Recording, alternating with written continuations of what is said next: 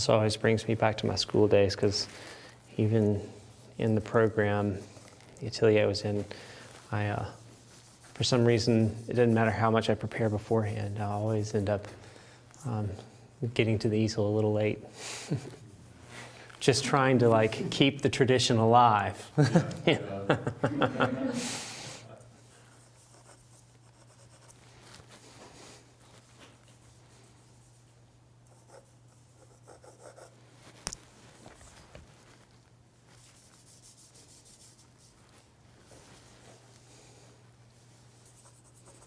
So everyone that's out there in the internet world, just know that if y'all want to draw along or paint along with us, or for at a later date want to paint along with us, we do have reference images that you can look at that we've taken from both Alex and my relative vantage point that we're seeing from. And if you want them, go to eastoakstudio.com and go to our page that this YouTube video is playing on.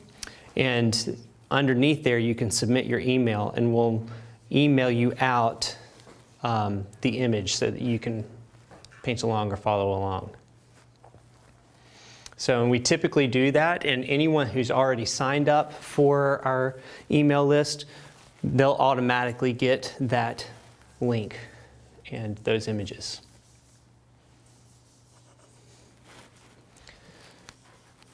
So Jillian's an artist in her own right. She went to school for printmaking and does a lot of etchings stuff.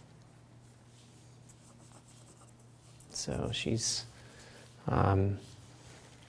we're just talking about how she's sympathizing for what we're doing here and enjoys modeling because she knows how important it is.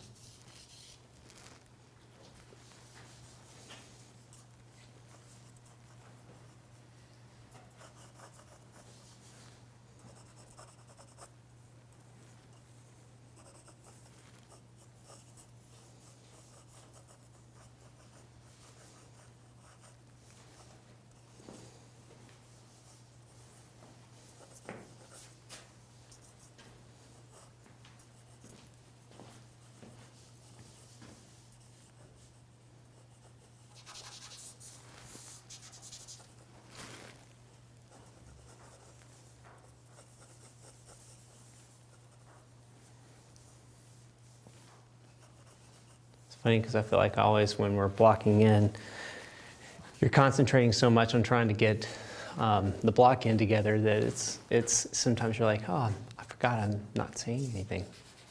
Make sure everybody out there, if y'all have any questions or want to ask us about what we're doing, feel free to. So someone asked, what makes for a good portfolio? I'm applying to art colleges this semester. Oh man. Well, that's a pretty broad question. I would say that it depends on what kind of art school you're wanting to go to. I think is the first thing I would say about that. But a lot of art schools are looking for a pretty large variety of work all the way across the board. I think they're looking more for a creative mind, and they're also looking for someone who might have a particular skill set. But I remember, at least when I was submitting portfolios, that they seemed to want a lot of variety, and they also wanted like a lot of like gesture drawings and things like that. But if it's an atelier or something else that you're applying for, if it's like a classical art school, then you know, I think that they're looking for some people that obviously have a whole lot of drive, but also show in their work that they're going to be dedicated. So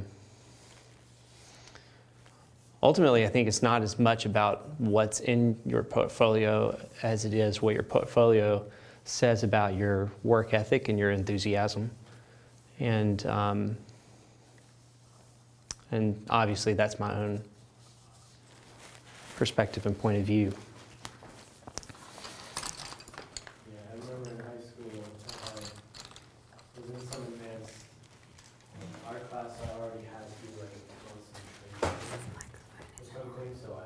Hold on, Alex. Your mic's not on, buddy, for some reason. Might have it on mute. There you go. Say it again. Yeah, when I was in high school, I had to do like basically a bunch of works that all had to relate to the same theme, and I just submitted that. So that was kind of something that kind of just showed like a cohesive body of work. But I don't know, I don't want to talk too much about it because I don't recommend going to university to learn how to paint like how we paint. That is, I mean, to a degree, that is true. It depends on what your pursuit is. You know, what is it you're wanting to do? Because I mean, there's a lot of art schools out there that are great for specialized areas. You know, and so I think that if you have a direction, if you don't have any direction, and you're just trying to discover different mediums, then you know, a university program is great. Because they're going to expose you to a lot, and you'll get a little bit of understanding of, you know, what kind of skill you want to, what direction you want to go. But what I have found for me, actually, I found that there's a lot that I love, but painting was not, when I got my BFA, painting was not the University of Mississippi's largest emphasis. They were, at the time at least, they were great at printmaking and pottery. They had really great programs for. But the program for drawing and painting was still trying to be built.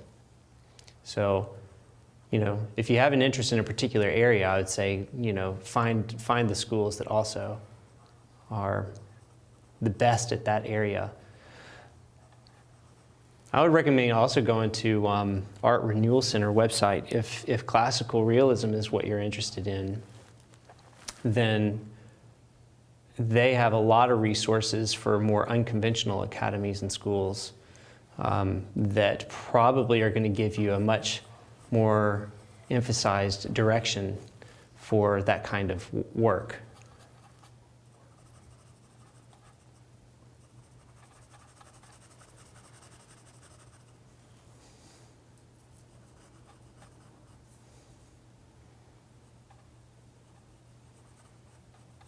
Is there a timer?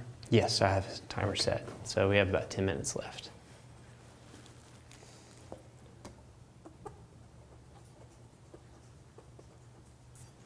Yeah, I feel like a good rule of thumb is if you want to paint, or if you like your teacher's work and would want to learn how they do what they do, it's usually a good place to start. Mm-hmm.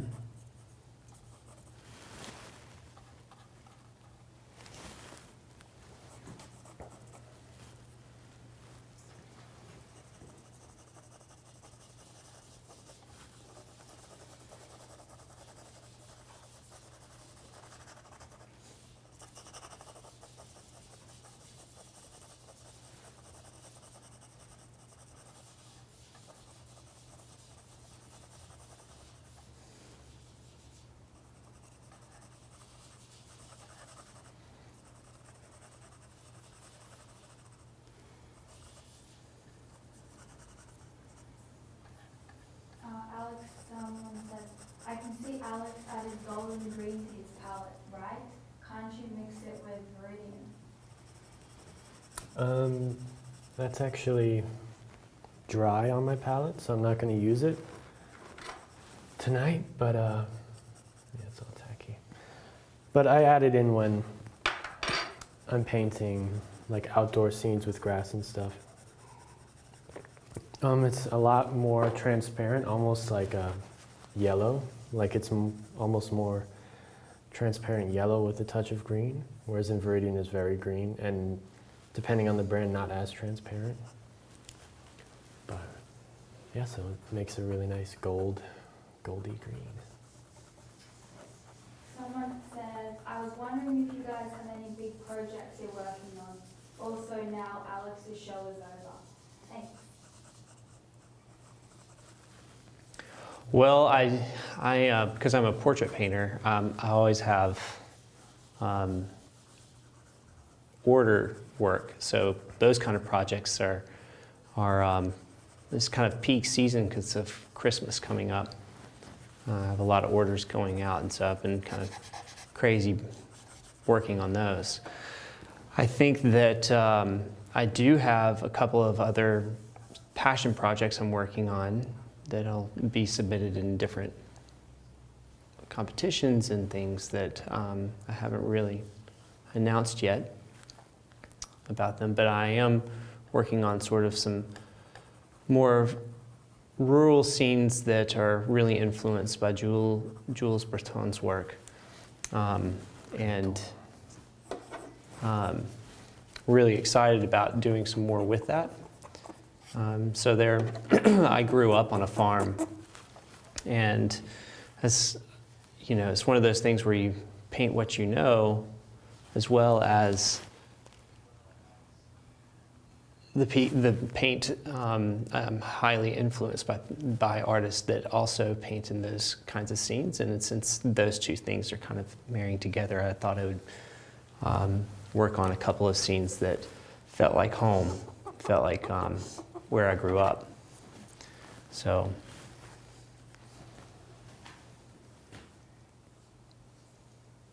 Alex, what about you, buddy? Well, so like we said earlier, me and Divya are going to Australia soon, and we'll be there for 2 months.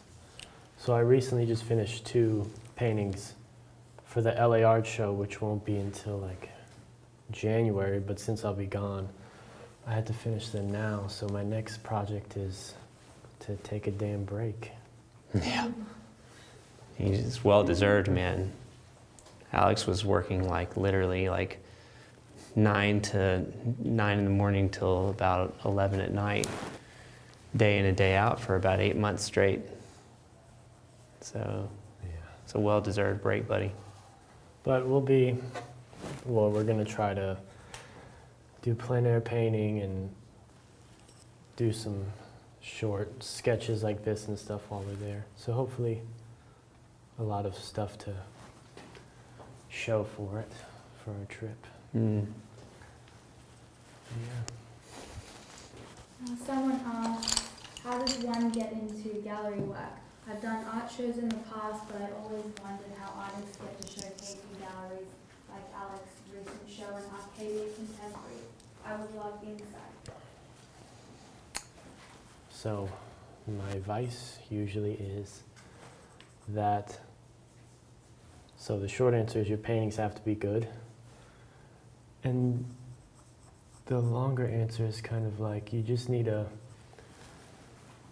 first off, just whatever gallery is kind of your goal, or whatever set of galleries are your goal, you need to be really honest with yourself. Look at the paintings in those galleries and basically judge yourself if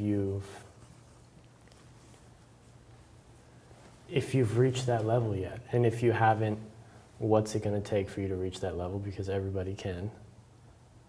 And I don't know, kind of take it from there. And that also your taste and your aesthetic matches with the gallery.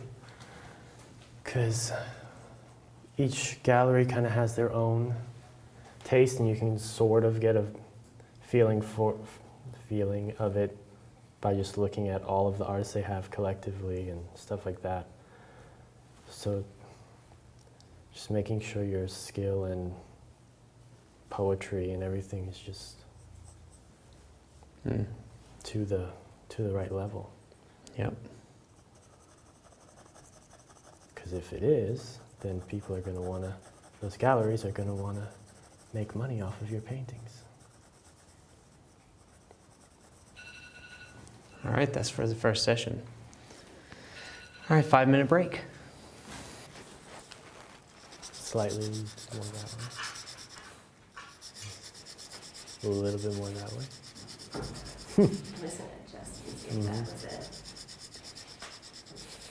That looks good to me. Okay. Does that So, relate to you guys? I'm gonna take one step real quick. so Alex, someone, Maru, he went to your show in Pasadena. He says, what was your favorite art museum in California when visiting? I almost ran into you and Divya at the Huntington one. I was so bummed I didn't get to meet you. Oh, that's awesome. What's his? Maru, is his name? Well, thank you for coming to the show. That's awesome. I think my favorite museum was the Getty, because it just felt like you were in this like palace in the sky, just like looking over the whole city. It was awesome. And then it's the first time I saw Alma Tadema in person, so there was a lot of good paintings there, and just the whole feeling of it was really great. But it would have been awesome to meet you at the Huntington. That place was amazing as well. Yeah, Huntington's awesome. I didn't get a chance to go to the other one because the day that I wanted to go, something happened. There was some sort of event that we weren't expecting that happened and couldn't make it. But I told myself, next time I'm here, it's like #1 on the list. The Getty? Yeah. Mm-hmm. Yeah. Steve from Arcadia, he was saying that the, what's it called? The Norton Simon, which is in Pasadena, which we also went to, is better than the Getty, but we went and me and Divya both agreed the Getty was better. That's awesome. Louis, Sorry, I would Steve. love to see some of the landscape that you saw when you guys were filming in California. Oh, yeah? That was amazing. Well, man, we went all over. So Joe and I, when we were in California, we were in LA for Michael Klein's solo show. And when we were over there, Joe and I decided that we wanted to also go north to check out George O'Hanlon, who owns Natural Pigments Company, which also is Rublev Paints. And just check out his whole operation because I use a lot of his paints. And he lives way north of San Francisco. And so we decided to do a road trip while we were already out in California and go all the way up. Boy, it was a blast. And I tell you, we got to see some incredible landscape.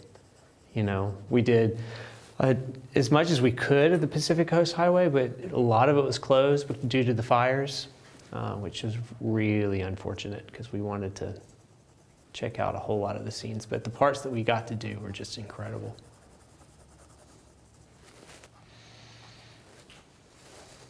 So Sarasit asks, what do you guys prefer, working from life or photography?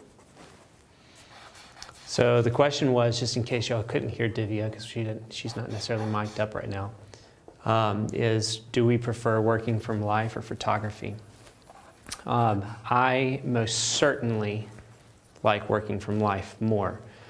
The reason being is, #1, I feel like I just get a sense of energy from the person, and there's an energy in my drawing when you have to do it quickly and abbreviate things. It forces you to make decisions that actually end up helping the aesthetic of your work, I think. The other reason I love it is I'm an extrovert, and so I like being around people. And I actually chose a profession that is quite a lonely profession for an extrovert. So I find having someone in the room modeling keeps me company. And so I really enjoy having someone there working from life typically. But the nature of of being a portrait painter is typically people end up having to work a lot from photo, but as of the past 2 years, I've started telling clients that I will only work from life on a particular type of things. So it's funny, I started turning down a little bit of work if a person couldn't do it from life. And that's been kind of a tough decision because it's scary, you know, to kind of put yourself out there and say, hey, I'm not going to do as much from photo anymore. And that's just a particular personal choice. You know, I don't have any problem with somebody working from photo. But the third reason is that a portrait done from life is time saturated. It's all these little moments that you catch when a person maybe has a particular tic or something that they do that you'll catch while you're spending time with them, and you add it into the piece. And so it becomes a work that is a culmination of all of these really great moments that you see in a person. And that's one of the things I really love about working from life, is that you have the opportunity to capture those things. The challenge of photography is that you have to try to capture a lot of who that person is beneath the visage, just by one split moment in time. And in my opinion, sometimes that's more challenging. So photography just has a limitation on that, and I prefer to actually have the opportunity to be able to see all those little moments. Yeah, ditto. Working from life for me is just gets a better result in all aspects. Everything that Lewis said, and just it's an actual three-dimensional thing in front of you. So trying to translate that onto canvas, it literally, if you're,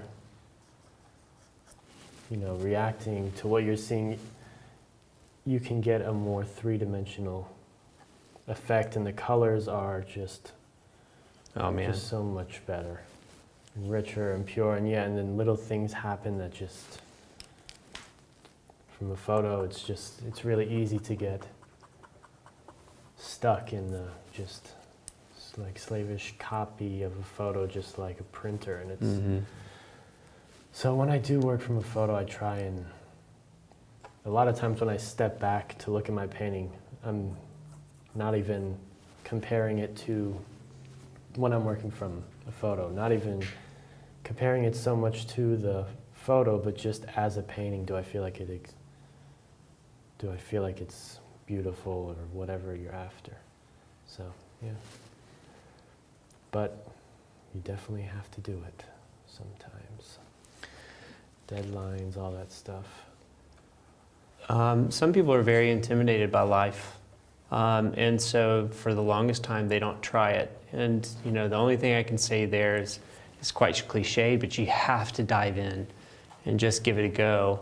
And know that the first time you're going to do something, do it. It's not going to be any type of masterpiece. I mean, most of the time I still feel like, you know, you still have misses all the time. But you'll find that you're entertained more when you're working from life, that you'll find that there's an enjoyment there that you just don't have when you're working from photo by yourself in the studio, you know, and that's part of it too. Daniela asks, "Hey Alex, after putting up a ton of paintings for your show, have you changed your routine? Do you take time to focus on something else, resting from the grind?" You know, so the show just ended, and then I kind of got thrown into automatically having to make these other two paintings for the LA Art Show, so I never really stopped. But the whole time I've been, you know, trying to think what I'm going to do and how I'm going to change it, because I definitely do think I want to change some things up in my routine and my artwork in general. So I think once I get some downtime, I'm gonna just do some more, just learning, maybe some constructive anatomy stuff and more painting outside, because I mean, I do a lot of trying to study what I love to paint. And I mean, almost every single thing is, if it's a figure, it's usually a figure outside. And I'm terrible at painting landscape, so that's kind of the next step, I think. So yeah. Tell you, I think that something that a lot of people don't think about is that an artist is never constant in a particular location. It's always changing for them. And, you know, because that's part of growth. And in that growth, I mean, that's, as artists, we never want to continue to do exactly the same thing that we're doing now. We never feel like we're truly arrived at like some pinnacle of our identity in our work. There's always something we're wanting to learn. And so because of that, I mean, that's what makes it fun for us, right? I mean, it's not just about creating, but it's about learning and growing. And that's my driving force. And I think I can speak on behalf of a lot of artists that that's their driving force as well. Yeah. So this is a great example of like moments that you see, you know, Julian, as she just is sitting there, she'll shift, like her mouth will sometimes be slightly open, sometimes it'll be shut, and like there'll be moments where I'm like, oh, well, that's exactly how I want it to look, because that really has a unique look in that moment. And so like quickly, just like I'll do with children, I'll stop working on one area and work on another area just to see if I can capture that moment. And then I'll like progress and keep working on the block in and proportion and all that kind of stuff. But I'll often just stop and work on that one particular thing in that instance, just while I know it's there. And then that way, if she moves in another direction and a little bit later, it works out just fine, because I know eventually her natural state will be that she'll go back into something that's very comfortable, and that's what I'm going for. I find that I never commit to a lot in a portrait until a lot later, because I like the model to rest into what's natural for them. And then I feel like you get a much more identifiable portrait of the person and their identity that way.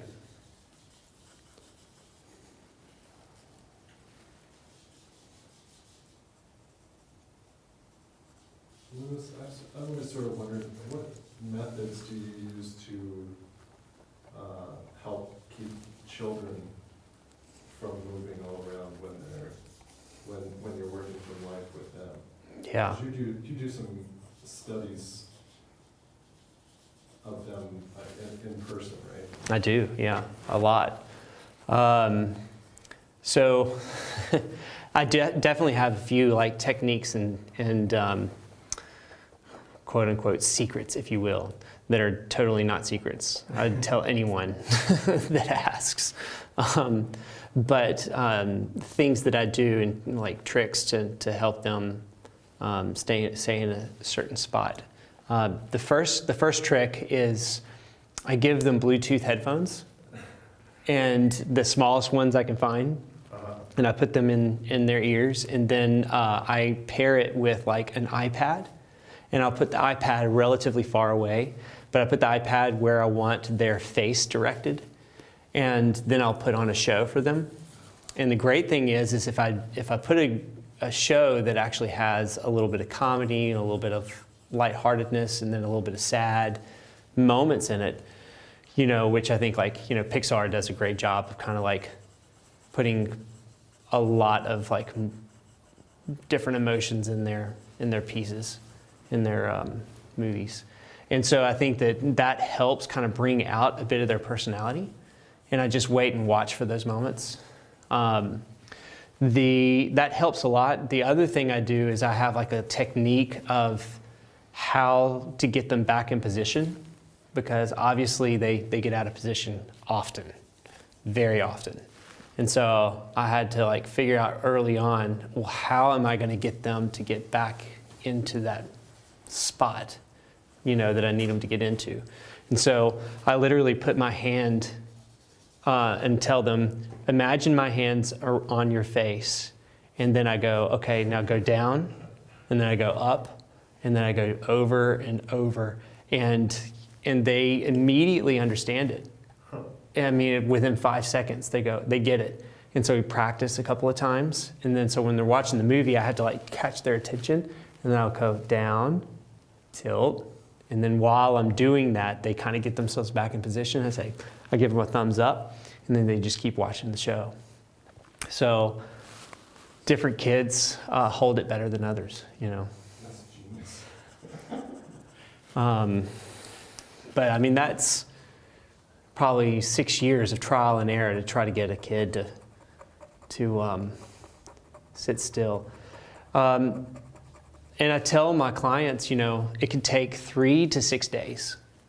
And depending on how wiggly the child is, will probably depend on how long it'll take me to get the portrait done.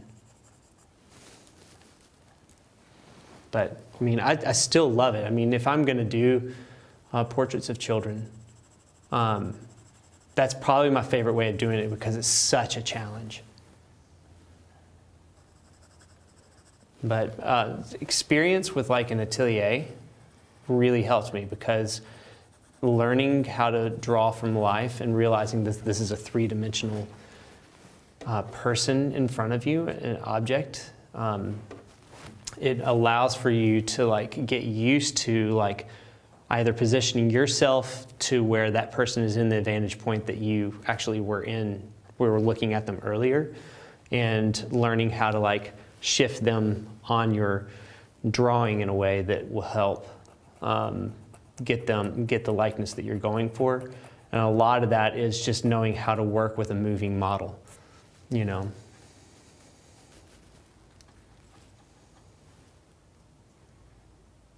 That's a great question. So someone asked, what are your thoughts on the Alma at the Getty, and also what are your thoughts on his technique? It was awesome. There was like 100 figures in that painting. The short answer, it was awesome. Yeah. The long answer is... Yeah. There was, just so many figures, and each one, if you got close to it, each one had like a little personality and was so great, but just suggested so beautifully because the heads were like the size of dimes. And yeah, it was incredible. The only one thing that, I forgot who said something about it. It might have been Steve, the owner of Arcadia, talking about Alma and Waterhouse. That Waterhouse, there's a focal point.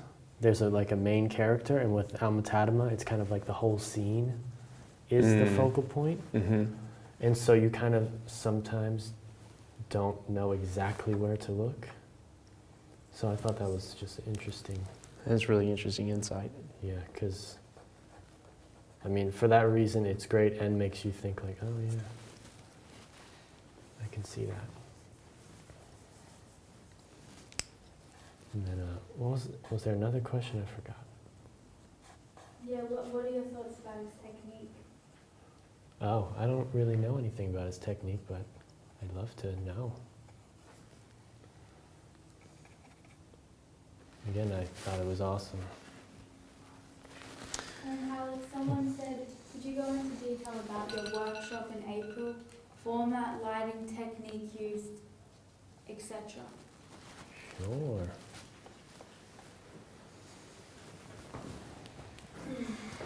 Do you want to? Yeah, you Take a can go break. ahead.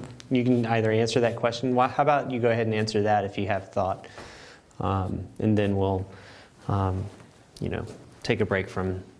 Yeah. The Well, it's not mic. a very long answer. Just I'll be doing a basically indirect painting, so just multiple layers of the portrait, all the same model, same pose for all of the, I think it's 4 days.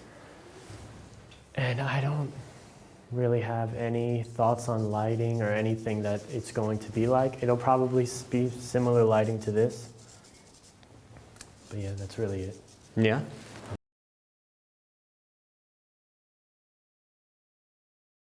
All right. Also, my mouth keeps salivating, so I keep having to like. Hey, do whatever. like I said, I enjoy the fact that when small movements. Yeah. I like to capture things from those. Great. You'll have to. I think it's like every time it changes just a little bit, so you'll have to tell me. Yeah, Alex, since you've been the one kind of, I can I'll rotate yours a little bit that way, not that far. A little bit Mm-hmm. that way. Yep.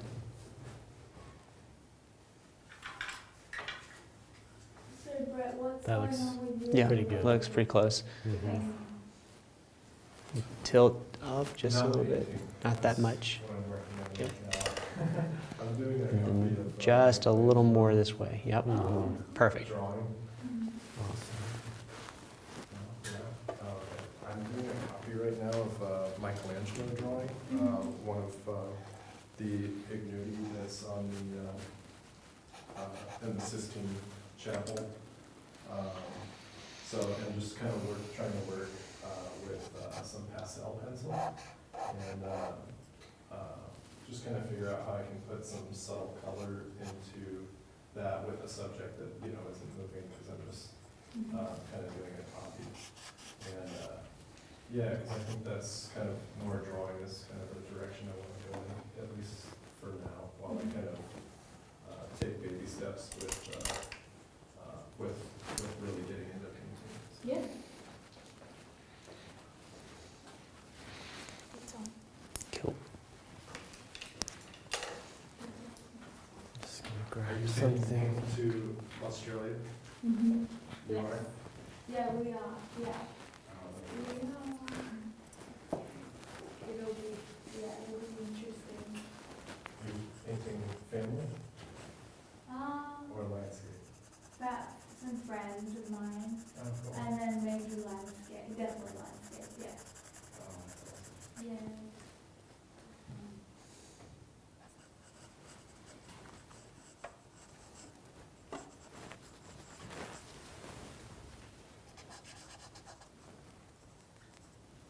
What about you, Lisa?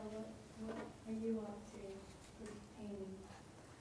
I'm working on finishing up a self-portrait. And it's one I'm doing with 2 mirrors, so I have this kind of profile. And then I'm setting up a couple of new projects. Still life and more of a portrait type of a self-portrait. That's cool.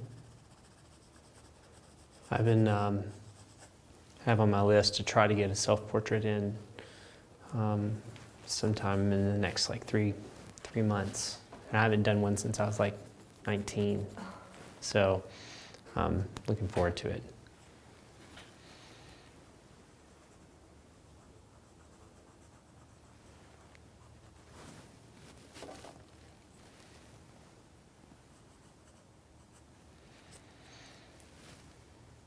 Is portraiture more the direction you want to go, or both of you? Not necessarily commission portraiture, but just subject matter. Yeah, narratives that have portraits in them. Yeah, probably not just head and shoulders, but yeah, getting Unless it's a into. study. Yeah, not just a Jordan Sokol style, but actually have more of a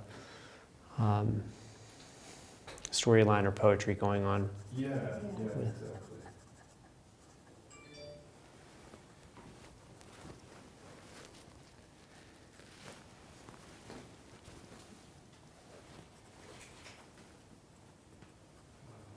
Did you guys see Maya Gerpity's latest drawing that she posted? I feel like I have. I've kind of like, because I've like inundated myself with so many images. I'm trying to remember. I think it's like 5 feet, and there's 2 figures. No, actually, I haven't seen that. Yeah? Mm-hmm. Let's try. I'll check it out.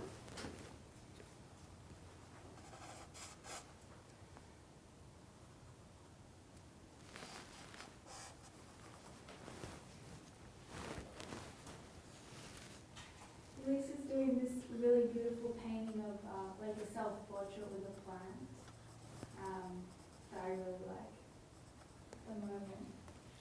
Oh, that's awesome. Yeah, it's great.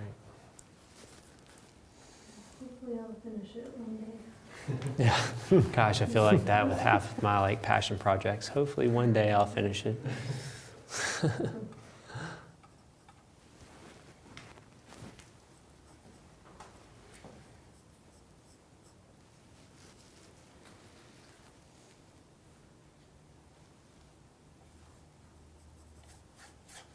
What does everyone do to keep the inspiration up, to sort of keep painting for like a long duration of time? So just in case no one heard, Divya's question was, what does one do to keep, what was it, to keep the duration? Keep the inspiration up. Keep the inspiration up over such a long duration when you're working on like these really long projects, you know, requires a lot of patience. So Yeah. it's a good question. Alex, what do you do, buddy? Well, once I start, well, no matter what, I start painting, even if I don't want to, because it's my job. So, Yeah. And then once I start to feel kind of just fatigued and not like painting, I mean, I definitely take a break. Don't force yourself to keep going. Take a break for a little while, but also, like, I like to give myself like a reality check and perspective of, dude, your job's painting, get over it. Yeah. Like, you could be doing something you completely, like, you could be at a job you really don't want to be at where you really can't leave or stop. So, yeah, I don't know. But inspiration is definitely not always there. You kind of just work anyway. And usually you'll find that in the middle of working, once things start to going all right, or just you get in the flow, that the inspiration sort of comes after that. Mm.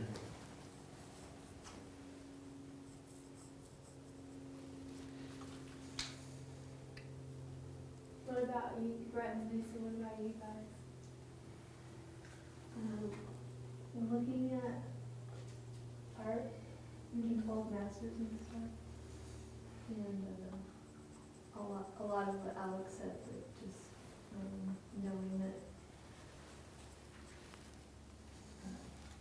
Yeah, we remind ourselves daily. It's actually on our calendar. I don't know how much of this is the overshare, but we remind ourselves daily, just kind of a checklist of what we could be doing if we weren't lucky enough to be in our home together. Painting. Yeah. And because we are one of those couples like you guys that actually we love spending time with each other, and we love that we get to do this. So we just kind of have to remind ourselves of what's at stake, you know. Yeah. If you don't just push yourself to get in there and keep working all day. That's a great point. We need a time card and Punch it. punch it time card. Yeah. Yeah, I was watching a video of Sam Beam from Iron and Wine, and they asked him about, who is a musician, asked him about like what is his schedule like, and he just says like he gets up like a normal job, and then basically at like a normal job time stops. He said he treats it like a job and hopes it pays him back. So that's kind of what I like to think of too. Treat it like a job and hope it pays you back. Hmm.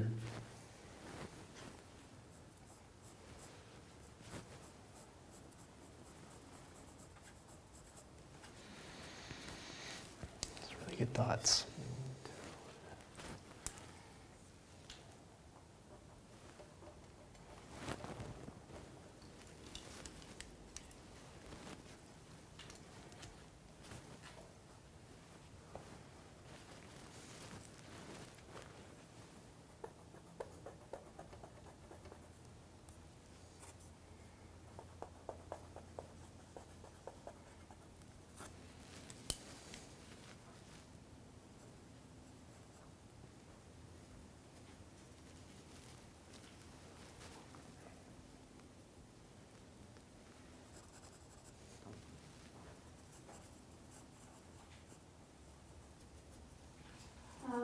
Mustafa asks, what is the color you use for toning the canvas and initial blocking?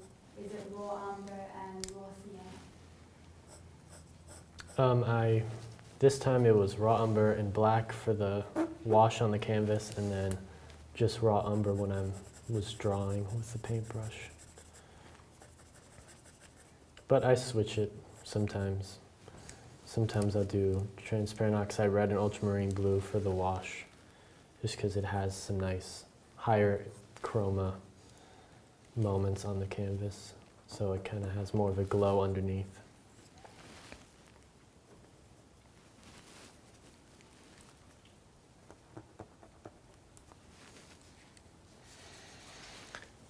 Someone asked, have you heard of Michael Carson? If so, I would like your opinions and thoughts on his work.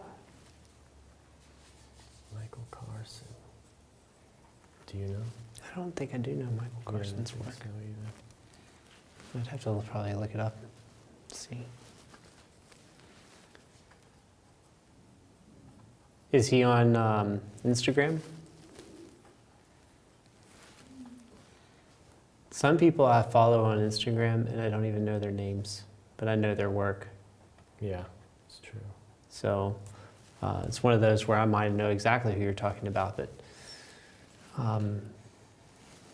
haven't learned enough about their name.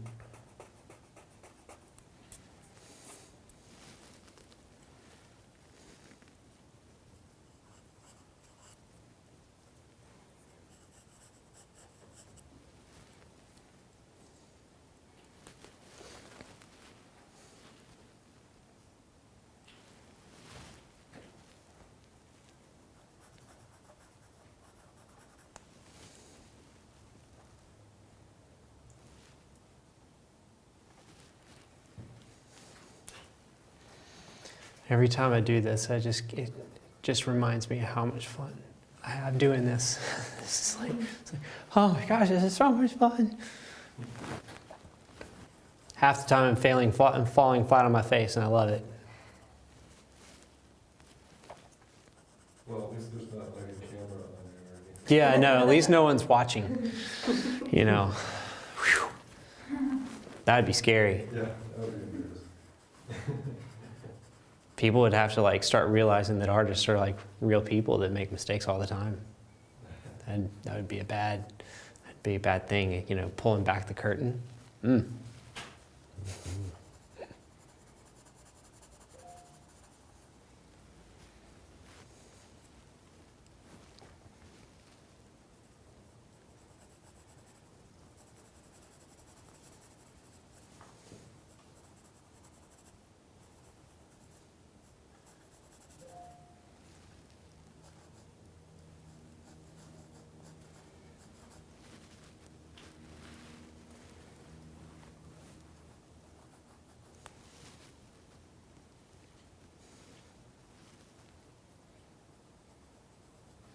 Alex, can you talk about the stage you're at now? Usually in all of these painting from life videos, I draw for about 2 or 3 sessions, realize it's not working, so I start to slap color down, hoping that will somehow solve my problems. So this is that stage. Oh, It's the blocking in of skin tone. Hoping it'll solve my problems. I was doing a demo at the Portrait Society of Atlanta, and I had, basically it was supposed to be 2 hours, it was supposed to be, actually I think it was supposed to be 3 hours, but they ended up having to do a big talk and lecture beforehand and like, you know, announce all of the events and things. So it ended up being about 2.5 hours at best. And I had been teaching all day and had demoed that morning, and it was at like 9 at night. And so I was like already exhausted, and I told everybody there, I was like, okay, I'm just letting you know. I don't know what this is going to turn out like, you know, because I have been working all day doing this, so we'll see. But I told people there, when I start, I'm never a great starter, but I tend to be a pretty good anchor. So once I start locking things in, things start really working. But it always takes me a little while to find the form and find the identity in the person. And then the whole time I was just like, oh boy, we need to make sure. I've got like 60 people looking at me right now. I need to make sure this works. Mm-hmm.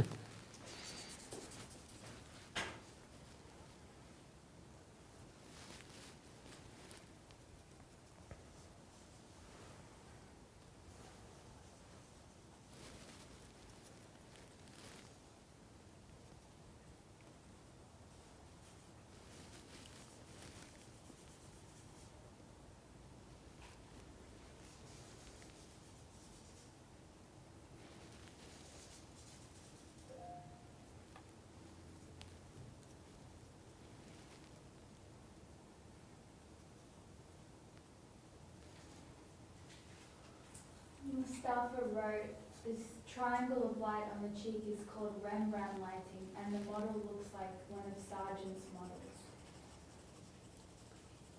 I'll take that as a compliment.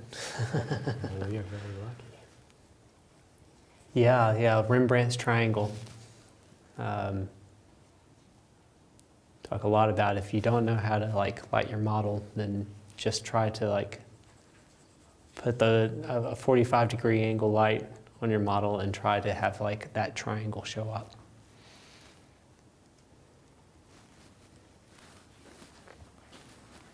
So Sam said, have either of you guys ever destroyed a panel in front of the model out of sheer frustration? Oh man, well I can tell you I've almost broken brushes, for sure. I don't know if I've tried to destroy a panel,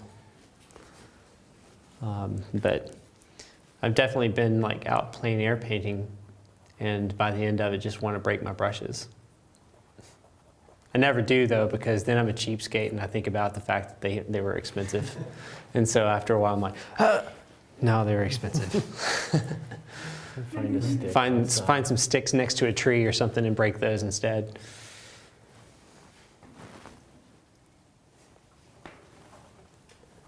Yeah, that's going to be a no from me. It doesn't mean that I haven't imagined it though. Yeah. That's a whole different thing.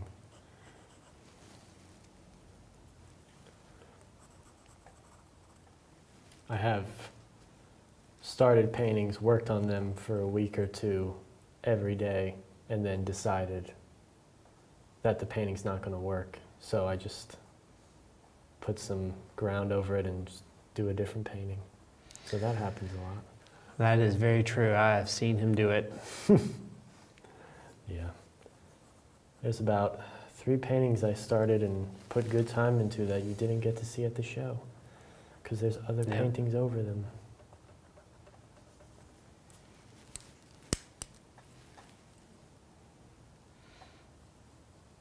I feel like Donald Journey a little bit. We had him here. If y'all don't know his work, you need to look it up. He's a great landscape painter who can just do it all from his head. If just because he's had that much experience in his life. But he'll like start on something and then like see something else that he likes about his painting and then completely go in a different direction, you know. And I tend to do that sometimes. I'll like all of a sudden see something that I like that I didn't see before and then be like, okay, I'm gonna just change everything. Yeah.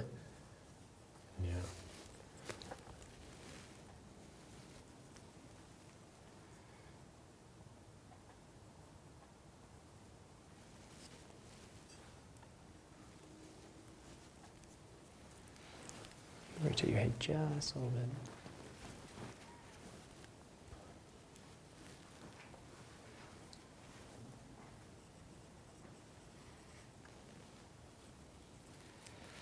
And Jillian's doing a fantastic job. You can tell she's got experience doing this. Stop smiling. Can't talk about it. So, what's something you feel you've learned in painting this year, painting or drawing?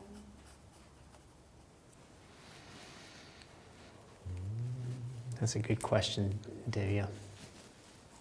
That's a good question for I've those. learned everything. Why I don't think I've learned. No, I have to learn anything else. Learned it all. Actually, there's a line that I tell people in my workshops that comes from this old 80s movie called Pistol. And it's about the guy named Pistol Pete Maravich, who is like a really big legend in the NBA. And his dad was a high school basketball coach. And he gets a basketball, and he draws a circle on the basketball, and he shows all the high school athletes. And he goes, this ball is a representation of everything there is to know about basketball. He goes, this circle is a representation of every single thing I've ever learned about basketball. And everything outside of this is everything that has yet to be discovered about basketball. And then he goes over there and he puts a dot on it and he goes, this is you.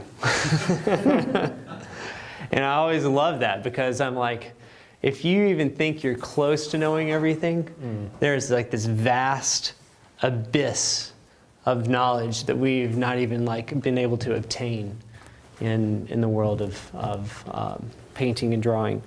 So if you're not learning, you're not growing, and if you feel like you've stopped learning, I mean, I feel like if you feel like you've achieved everything, why keep doing it, you know?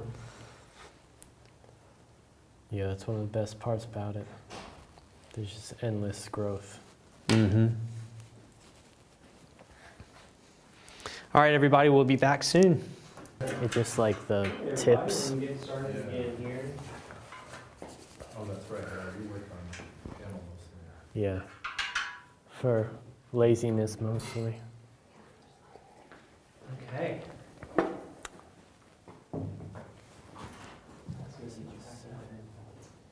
It's always somewhat It's okay. off. All right. Yep.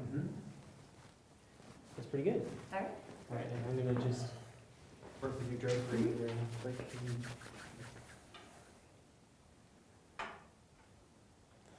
Don't stab her with the pencil. Is that good for y'all? Sure. Alex is working on my red nose, so it's fine. Yeah. Yeah. Not the drapery.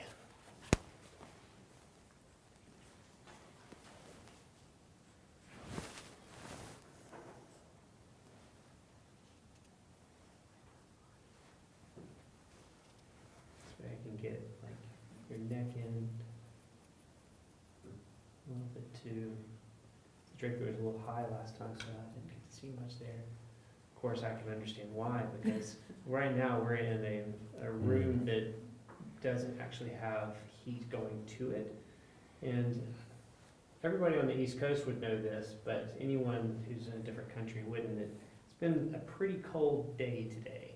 So all of us are a little bit more bundled up than we typically are in here. Next time we'll most certainly have some sort of heater to help with the matter. Julian, at least you weren't doing figure modeling today. That would be brutal. So has anyone ever had that moment where you see a random page and you're in your head thinking, man, I wish I could paint that? Oh man, that's a great thought. I think that happens like at least once a week. I don't know about y'all, but I see somebody and my wife has just gotten so used to it that she just sits there and goes, let me guess, she's making a good painting or he's making a good painting? Oh man, what a gift to have them come into the studio. So, I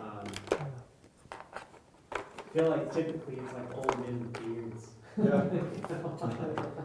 Like, oh, it's an epic beard, I gotta paint that beard. What are you looking at? Yeah, exactly. You try not to stare. Typically, I mean, it's just probably good not to stare in general. In any situation, I don't want to get myself in any type of Me Too situation either. So, Fist fight. I just try.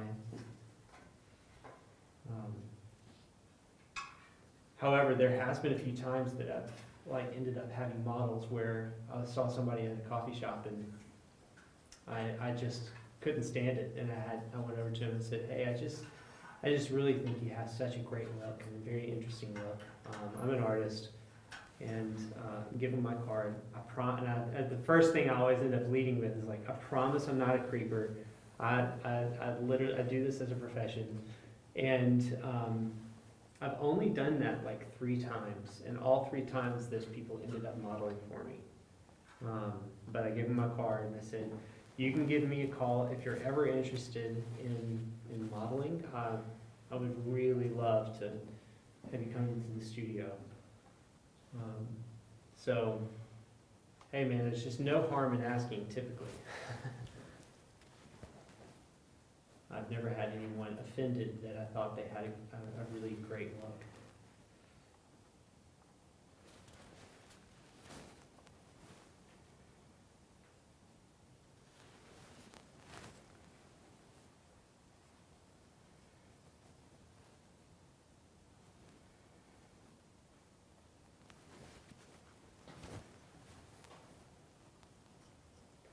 What do y'all typically, when you feel like that happens, what do y'all typically see as like the people you're like, wow, I really want to have them come in and model? I feel like it's completely different every time. Just random people for different reasons. Just have something about their look that you just really want to paint, capture.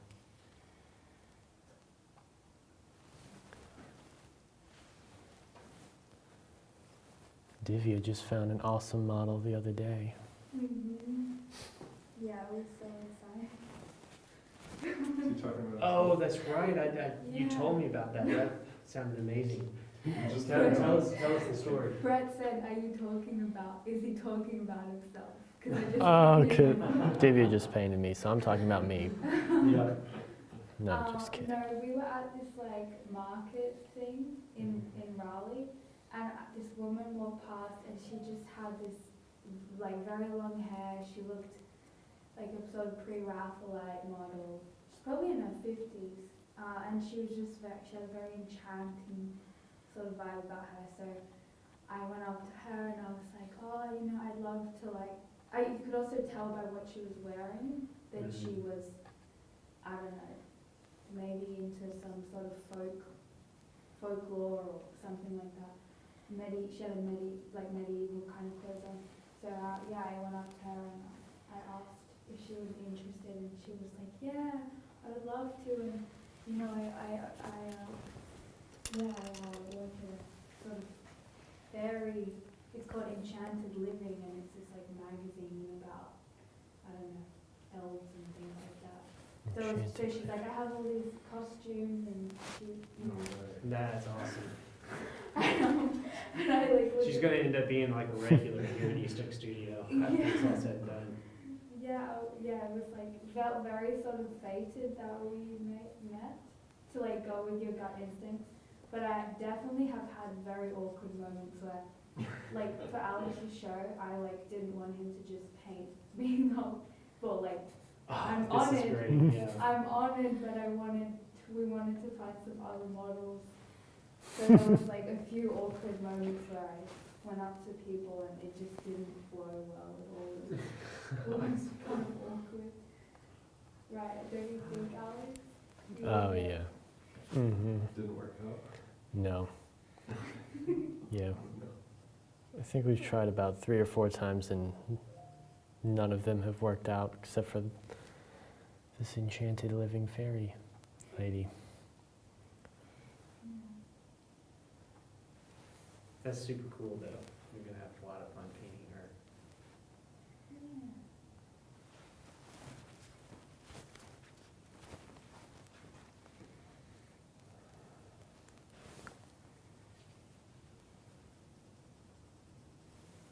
I was actually at a film festival several weeks ago, and I was talking to a couple of people there, and there was a guy that just had an incredible look. And there might be a chance that I'll end up seeing him at another event. And I told him, I was like, look, next time we're at this next event, how do you feel about like sitting for a day and getting like your portrait done? He's like, oh man, that'd be awesome.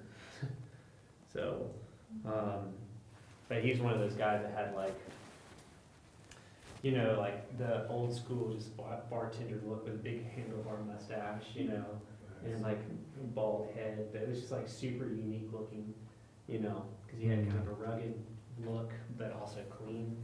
So I was like, yeah, man, we gotta make this happen.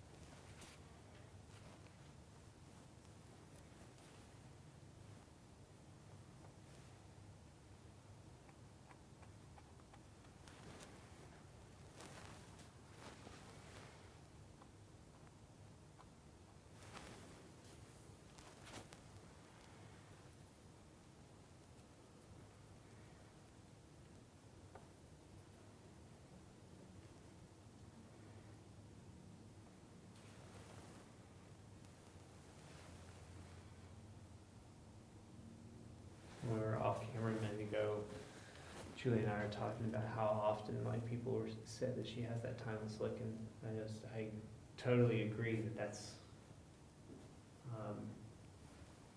really has sort of this magic look about her that you can really put in kind of any era. I have a feeling she'll be back to not only paint with us but also model again. She'll let us. Might see her pop up in an Alex painting or something sometime soon. Yep, I'm already thinking of It's ideas. our turn.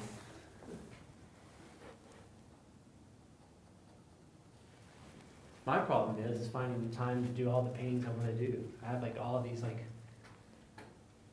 dreams and ideas of like great paintings, and I'm like, oh, I just can't wait to like be able to paint that. And it's like, oh wait, I gotta paint the one that I'm working on now. Mm-hmm.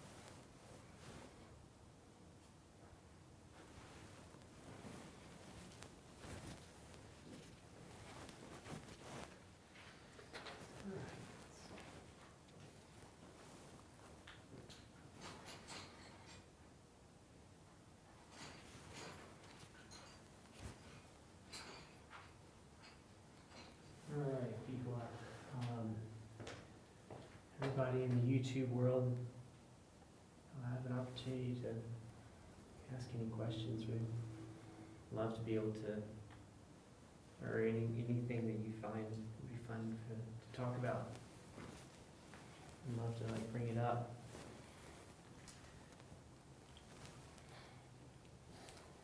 Right now, I'm just gonna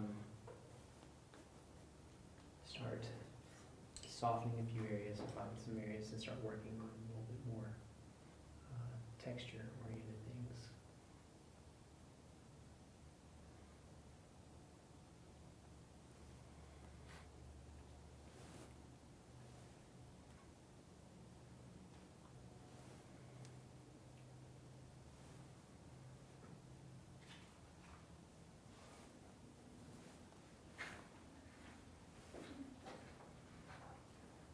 Alex and Divya, I saw that you guys went to see Chelsea Wolfe in concert. How's that? Oh yeah. That is awesome. Yeah, I want to hear about that too. I'm actually wearing a Chelsea Wolfe t-shirt right now. You turn around and Maybe later.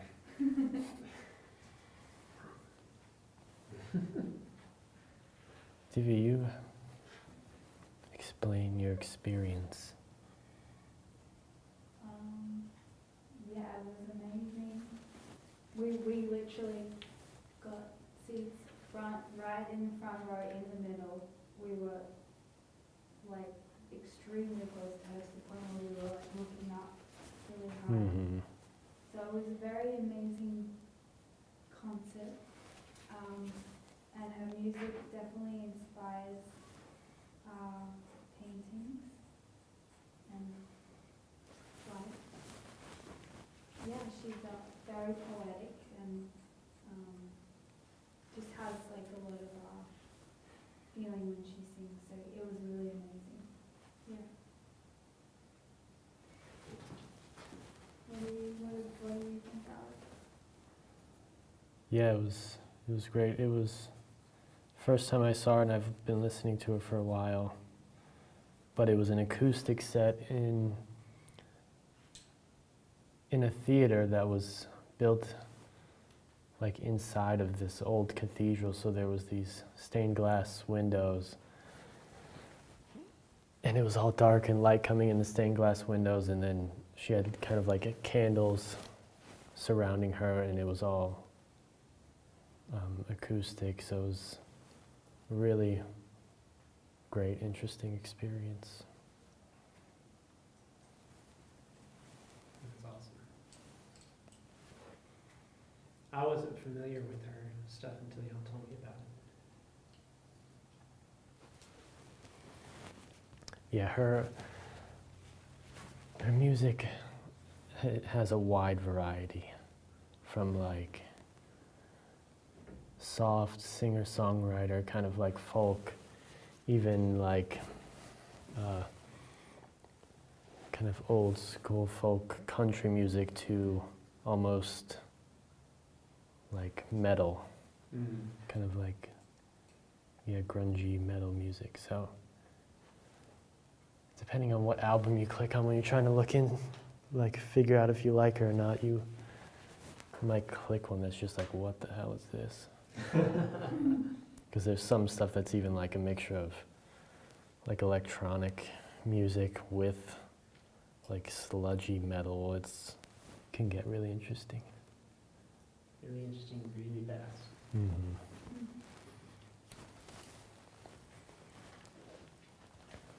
So there's a question from Maru. Do you guys carry sketchbooks at all times? I feel like I should say yes, but Exactly. I don't. I know people that do, but I'm not necessarily one that does. I do, when I'm traveling, I do typically have a sketchbook on me at all times, because you just never know when you have a bored moment and you have an opportunity to practice. And I find that airports are just an awesome people watching experience, and sometimes if you have a really long layover, it's a great spot to bust out the sketch pad. But aside from that, typically I wouldn't say that I do. Yeah, same. I really want to be. Someone gave me this like small leather bag, and I was like, okay, I need to find a sketchbook that just fits this bag, so it's just small enough that I'll want to carry it around all the time. And yeah, I got a sketchbook that fit the bag, but I always forget it. But yeah, I'd really love to kind of, when I'm out, switch, when I don't know what to do with my time, instead of looking at my phone, sketching. So that's a goal. Maybe it'll be a New Year's resolution, because you know those always work. Yep. It played a big role in my life. New Year's resolutions never.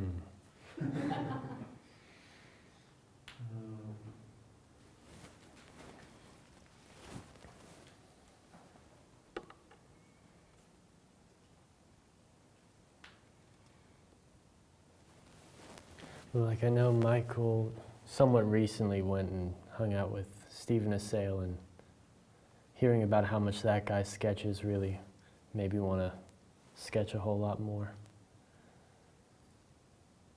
Yeah. Yeah, it's definitely something that I want to do. Like you said, all the time. It's really about I think building that habit loop. Yeah.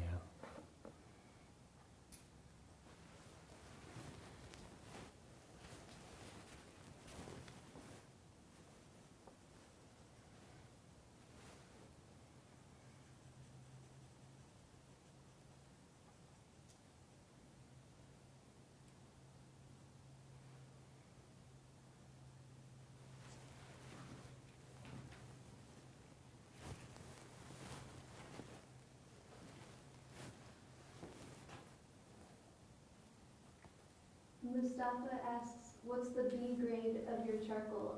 And do you use the same pencil through all stages? I actually don't use it through all stages, but I do use it for a lot of stages.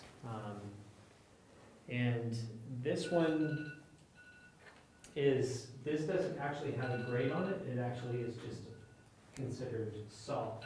It's made by Nero, Nero, and it was a charcoal pencil that I got that seems to have a bit more control. You know, I find that there's a lot of variance in charcoal pencils sometimes. So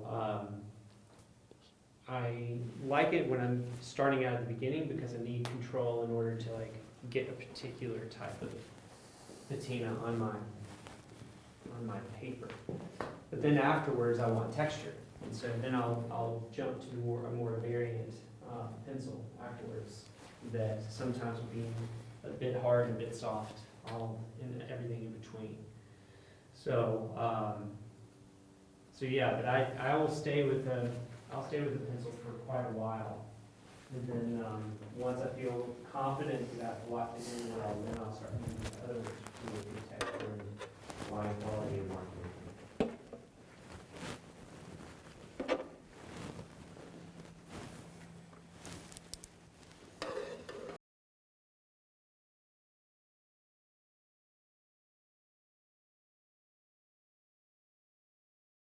Okay, audio on. I wish I had more. No, I have one in the car. It's probably 30 degrees. That jacket. Thank you, though. Yeah, you look really warm. Okay.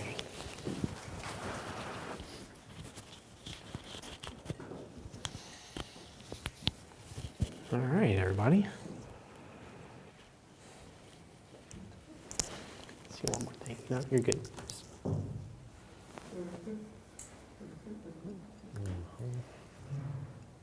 I have a question for everyone.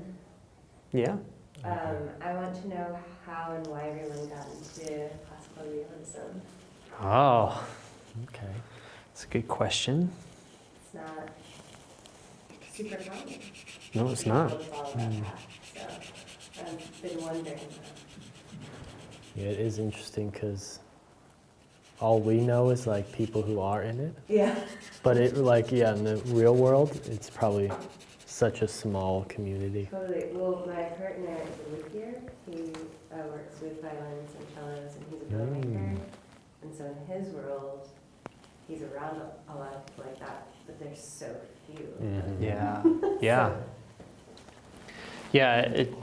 You at first feel like it's big, and then all of a sudden you start realizing how small it is, that everyone sort of knows everyone. You start learning the names, and you know, for sure. Well, Alex, you want to start with that? My story? Mm-hmm. Sure.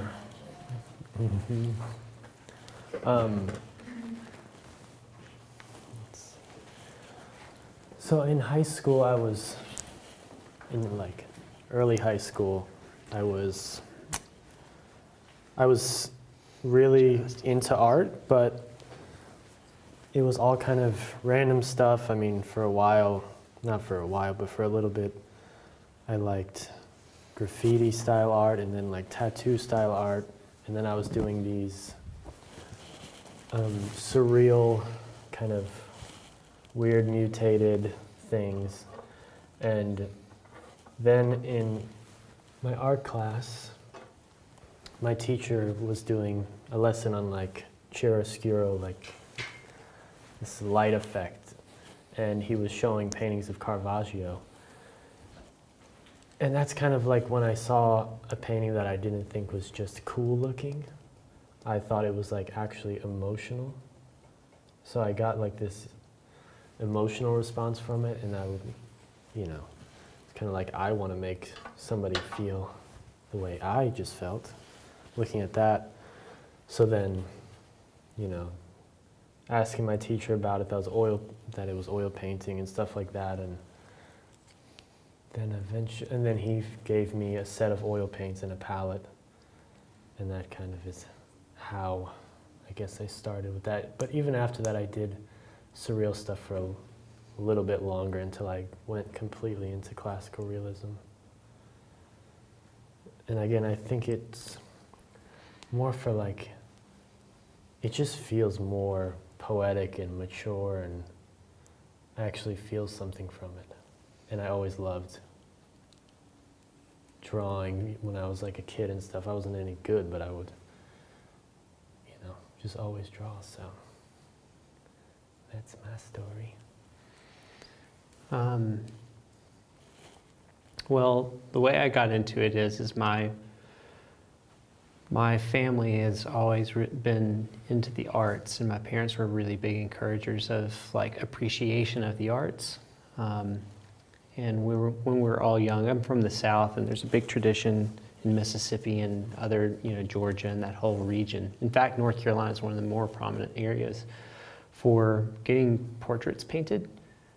And so all of us had our portraits painted, and my great-grandfather, we have a beautiful painting of him when he was working on the farm, and some of my grandmother and dad, and we had ours done.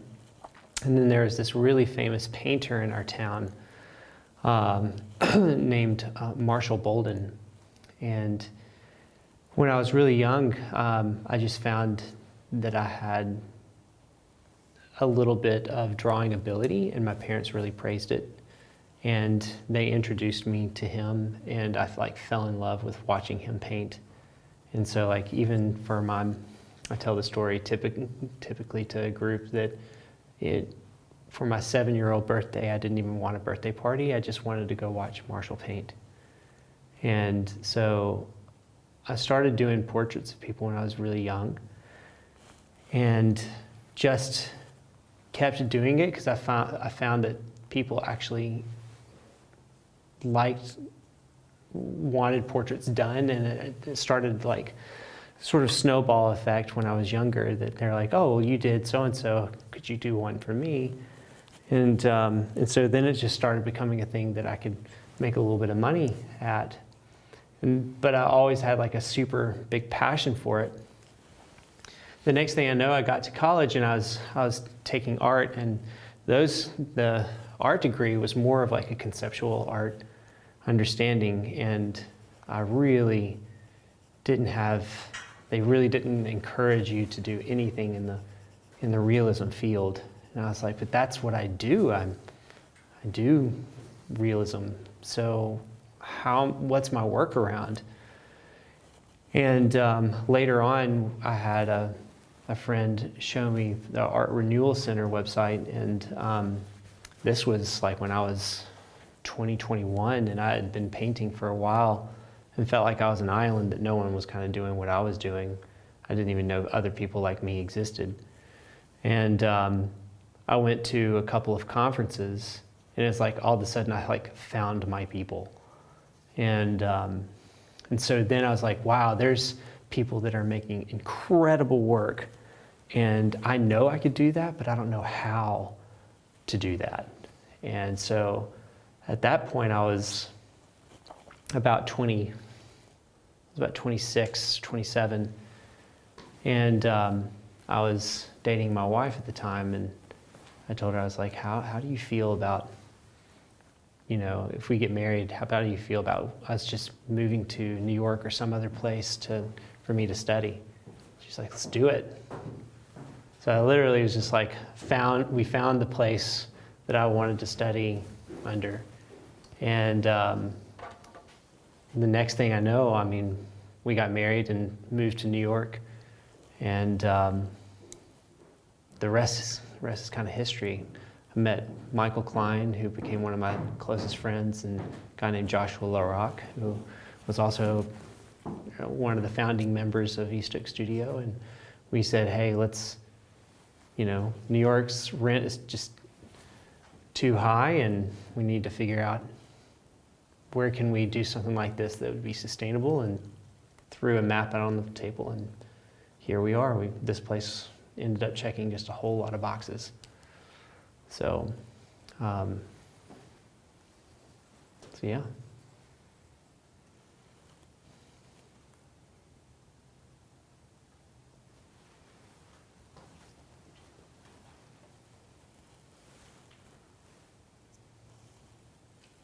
Divya? Yeah.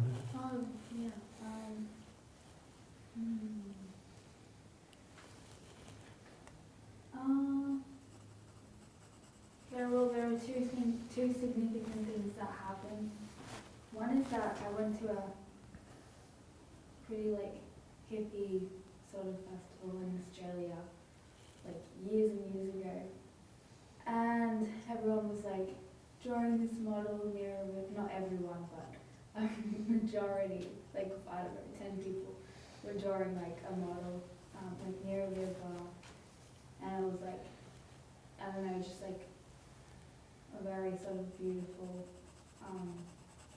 thing. And then I started drawing, and I don't know, something shifted in me after that, and I was like, oh, I really want to start drawing more, because I didn't really, I did a little bit, but not really when I was younger. So then after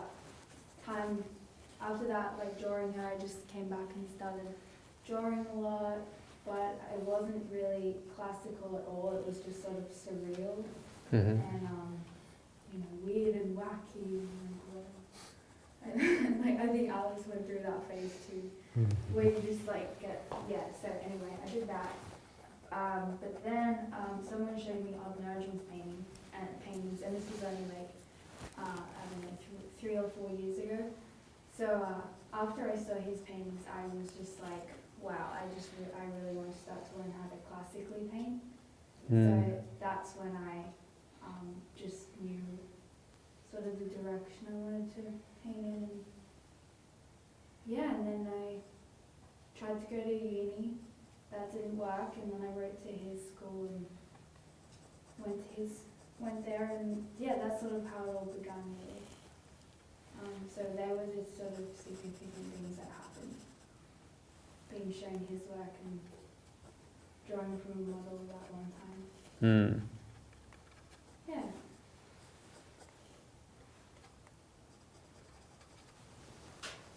Brett, you want to get a stab at it, or you want to pass? It's actually really similar. I just knew that I wanted to get better at painting, and I had all of these surrealist ideas that I was trying to get out, and it was just turning into a mess.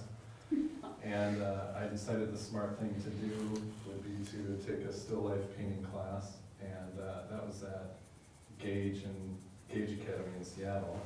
Oh, okay. And so I didn't even know that, I think at the time, their ARC was brand new, Ateliers were brand new, there was just a handful of them, and I had no clue that they existed, but,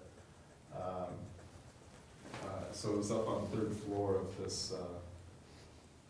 this old school, and where they had a bunch of different types of classes, and it just so happened that at that time, Julia Aristides, who runs a classical atelier there, had a graduating class that hung all of their work in the hallway right outside of my still life painting class, and there were portraits and figures, and there was like a 3-foot, 2 by 3 foot, or 3 foot by 4 foot still life, I remember, and I just knew that was it right then, so made a lot of sacrifices and left the wonderful retail management business and assistant management, I should say, and yeah, decided to just try to Pour your heart into it, huh? yeah. Yeah, that's awesome, man. I think that the underlying theme there is that at some point we saw incredible work that inspired us. Mm-hmm. And from there, we realized, that there's a particular level of truth that really resonates with us in that. And wanting and feeling like we had the desire and wanting to learn what it was all about, and dive deeper into why do we resonate with it so much. That's a really good point. That's the common thing. That's a good point. Sure. That and really bad surrealists. Yeah. That's really funny. All 3 of y'all had a surrealist moment. Y'all are all Dali lovers at one point. Sometimes Alex's family will be like, Oh, I really miss your surreal stuff, Alex. You should get back into that. Yeah, they still say that to me now, because it was more unique. That's so funny. It is, but yeah, once you see, you're like, oh, that's what I wanted. It's just that the craft is, it's addictive. Mm-hmm. On the break, Jillian is going to tell us why she got into art. So she is a printmaker in her own right. So for anyone who's just now joining us.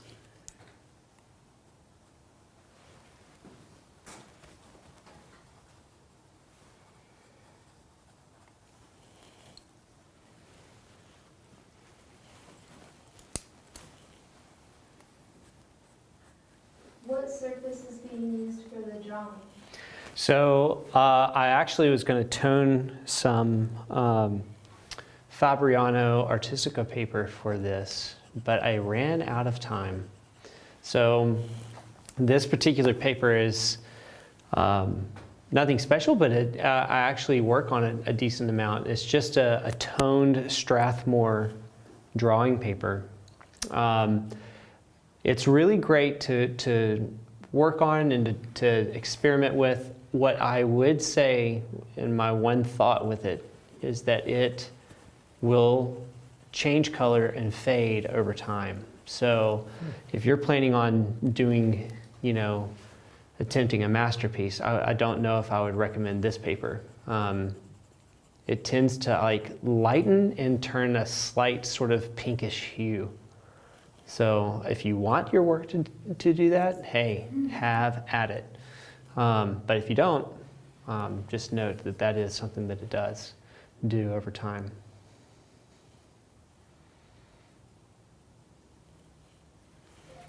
So here's another great example, like the drapery slightly changed, and I kind of like how it opens on her neck, and I want to capture that. So I'm like, there was a piece of drapery that was covering here more, and I'm just going to pull it down, have it going across, because I really like how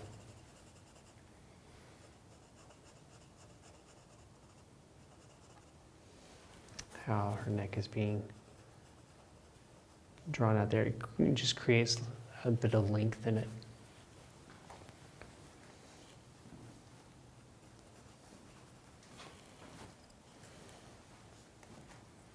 And like these next couple of sessions, I'm gonna like probably start doing and pulling a little bit more form in, and kind of moving away from sort of block in and structure and push towards developing a bit more form and dimensionality. And in mark making, I still, the beautiful thing about drawing is your line quality, and using that to your advantage. So I'll probably continue to do that.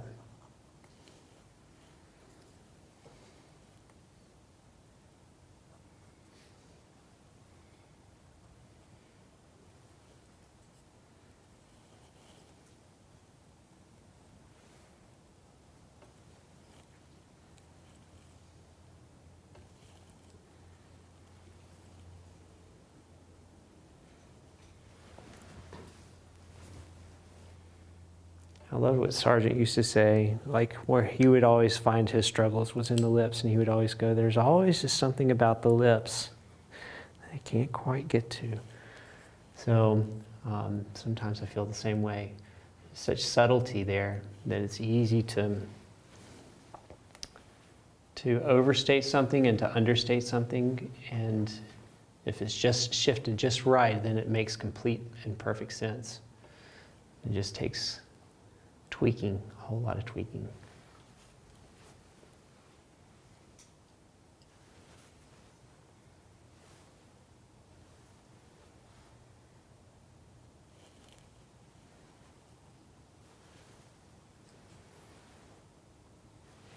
I'm pretty sure Jeremy Linking said the same thing. Yeah?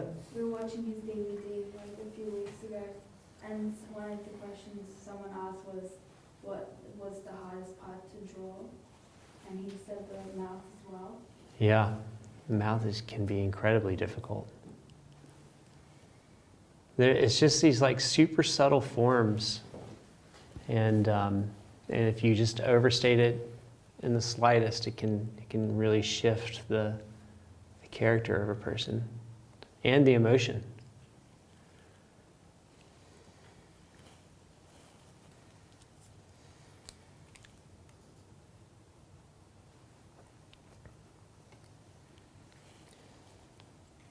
I think I've gotten paint on everything but the mouth. I just don't know how I'm going to fix that yet.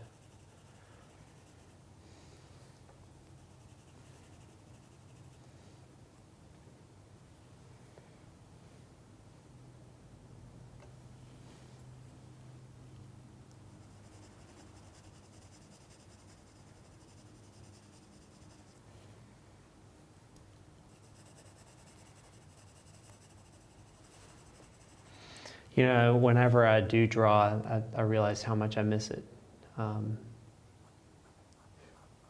There's something, you know, because painting, it's, you know, thick, thin, light, dark, chromatic, not chromatic, light value, dark value, drawing, you know, and just to be able to think about drawing, line quality, hatch work, and, you know, light and dark, and not having to think about hue value or hue and chroma, or even like thick and thin.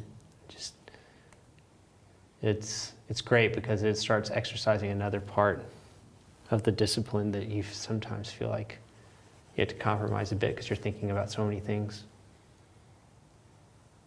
Rub it in.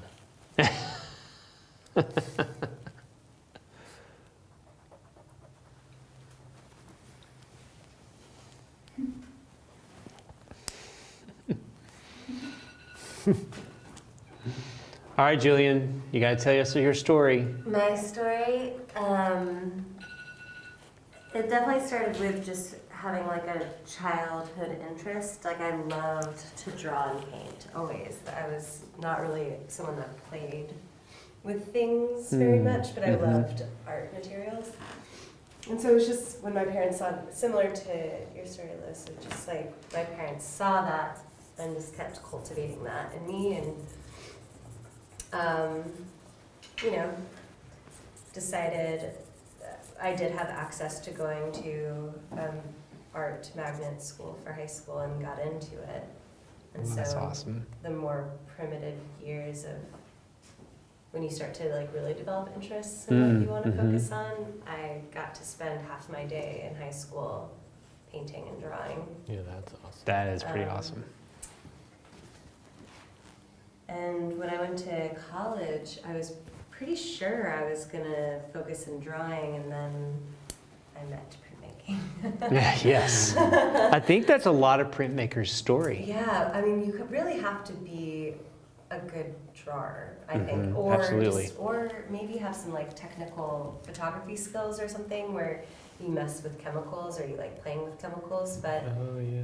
I just feel like if you're good at drawing, you can figure out the etching bit. Yeah. Yep. But if you're not good at drawing, Definitely. you can do some really cool surreal and or just like abstract, beautiful work just by layering things. I just saw a really cool show of Jasper Johns, and I had never seen this whole series of like yellow, blue, red etchings and prints that he did, and there was one in particular, it was like 10 different plates layered on top of each other. But, so that was like a good example of, you don't need to be a good drawer, you can just make a really cool piece. Yeah, yeah. I need to look him up after. Yeah, Yes.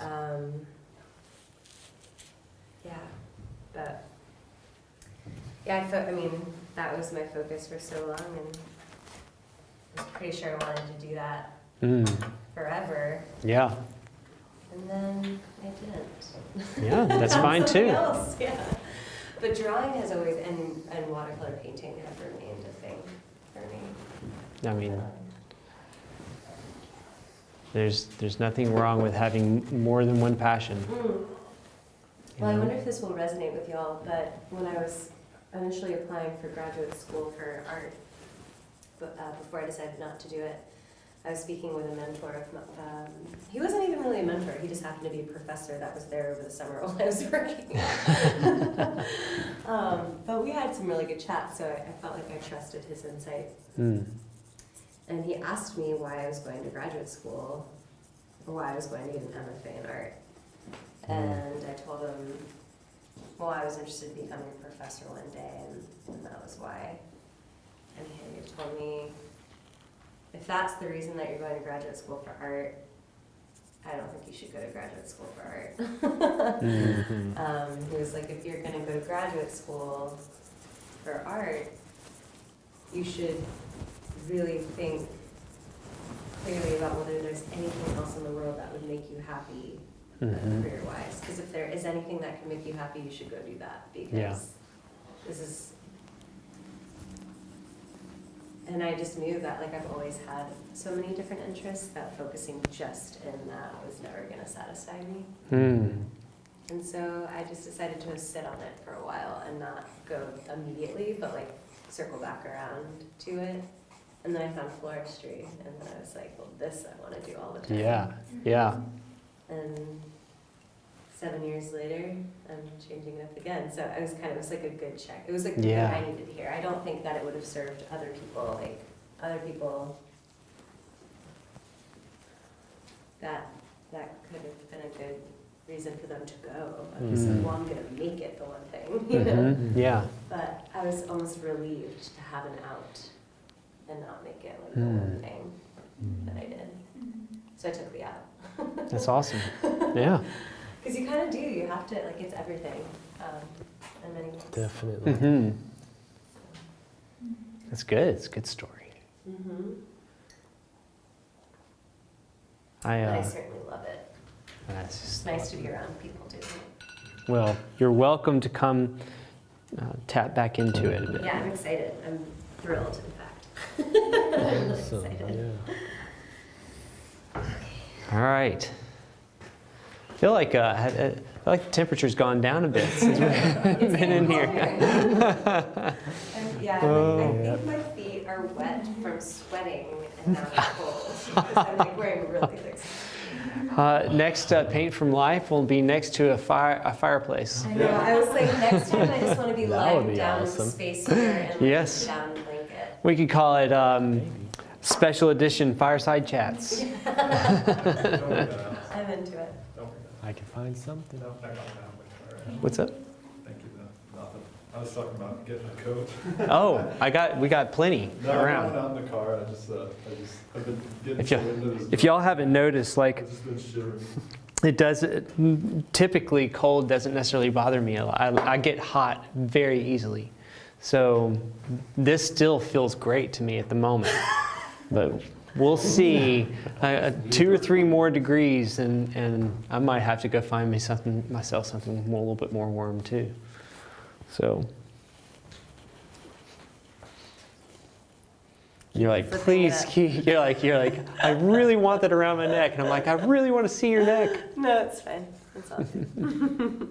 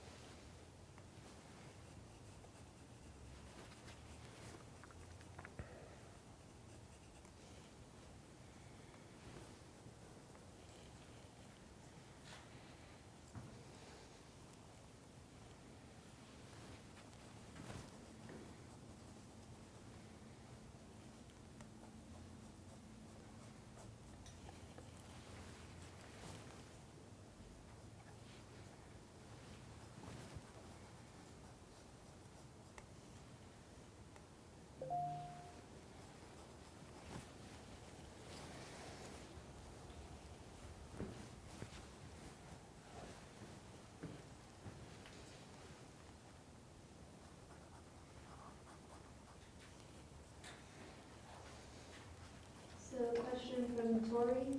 Alex, what is the greatest breakthrough in your personal practice so far? Was there a point in your training that you're like, I'm a professional now? Well, I can kind of, I don't know if there's any specific thing, but I know that once I went and studied with, let me make sure my mic is actually not on. Yeah, no, I have to like double check. I went and studied with, or spent time with Odd Nerdrum in Norway. So when I was there, there was just this, just like you're just engulfed and surrounded by this aesthetic, and like just aesthetic beauty. And so spending 2 months there, and then immediately when I came home, I then went and moved to North Carolina to be with East Oak Studio. And then being around all them and learning more about what they teach at like GCA, which is a lot of form-based like thinking. And then being around professional painters, and when I was just surrounded by the aesthetic of Odd Nerdrum, it kind of just, something clicked in my work that I feel like made the difference, just being surrounded by those things. But I'm also kind of fumbling on my words because I'm totally screwing up my painting right now. I'll tell you, I mean, the cool thing was to see actually that click happen, you know. I remember seeing like still life that Alex was working on. It was pretty good. It looked very much like the work that he had been doing. And we were, you know, very much excited about the talent he had and his future. But there was like a couple of paintings that he did after doing some of the still life work. One in particular of Divya that, for me, it was the moment of seeing it click, which is the one that ended up going to Portrait Society and winning first in oil painting. And that was the moment I was like, oh, he is about this. No, this is like incredibly good, you know. And being able to see like that, and then the next one was just as good, and then the next one was just as good as that one. And you could almost see the confidence build.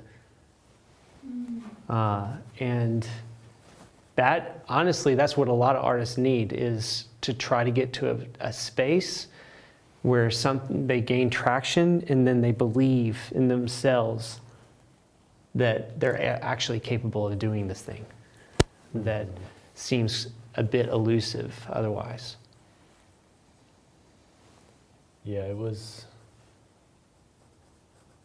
just like all these different things that I didn't quite get, I kind of felt like I got at the same time. I mean, all before that I was always just developing my skill and just trying to become a better painter and stuff, but something in like my aesthetic, and then in regards to like skill, learning from you guys, like this thought about like form, even though I like somewhat got it now, when I actually knew how to think about it, it just made a lot more sense. So everybody go to GCA. Just kidding, buy East Oaks DVDs. That's what we talk about.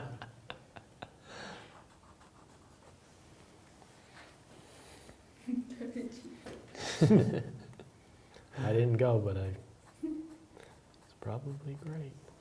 Probably would. It's probably great. Yeah.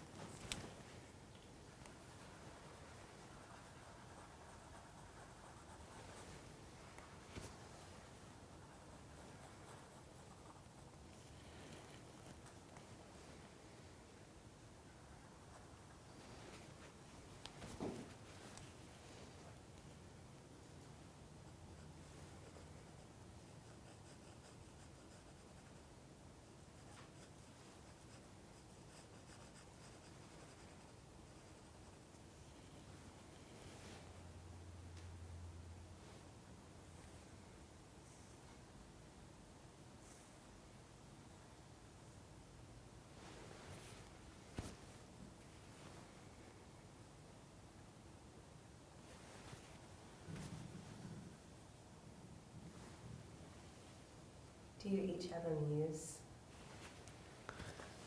currently? They change over time, I suppose. Well, I guess Mine is definitely Divya.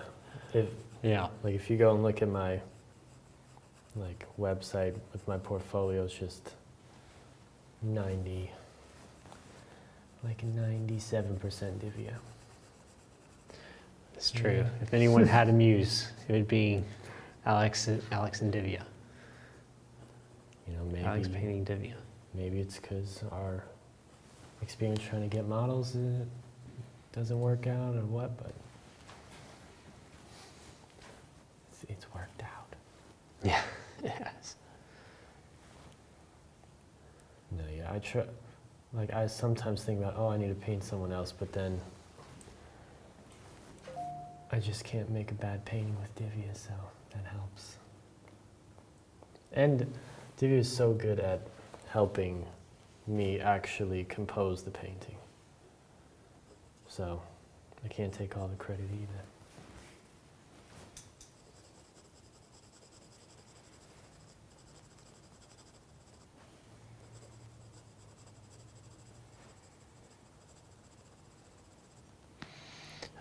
I would say, I definitely would say my wife is one of my muses. I haven't painted her a whole lot, but she always inspires me.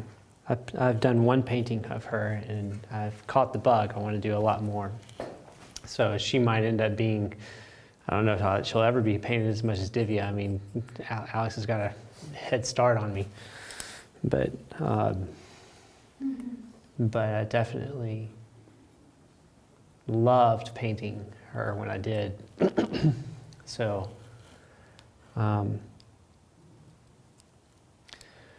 but I mean, also just, I feel like I gain just a lot of inspiration from a lot of different things. I love really good writing. I love seeing just beautiful things or well-crafted things even. And sometimes those are just as much of a muse and just as much inspiring to me as, say, a particular person or subject matter.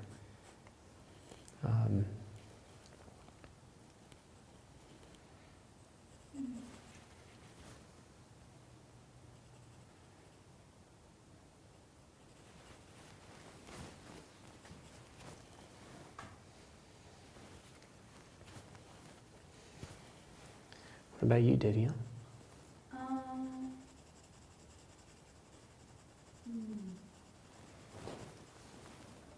Well, I've only reminded myself, Alex and Kelly, and Gray, so not many people, but I'm hoping that this lady I met the other day will maybe be a good muse. Yeah, she sounds like she would be. Alex was Alex is such an awesome muse as well. Like the painting I did of him. So I think the only thing is that I need to find some more clothes that look sort of timeless, but it's not that white shirt that Alex used for his self-portrait, and then I just painted him in it. Yeah, I need to find some more sort of cool male clothes. Because I feel like there's a lot of cool looking female clothes, but for like a man. Yeah, t-shirt doesn't quite do it. Yeah, I want to find some more pirate shirts. So we're on the hunt, and Alex wants to find some armor. Some armor? Yeah. Yeah. Well, I would go to a Renaissance festival to find some armor, because they definitely still make it there.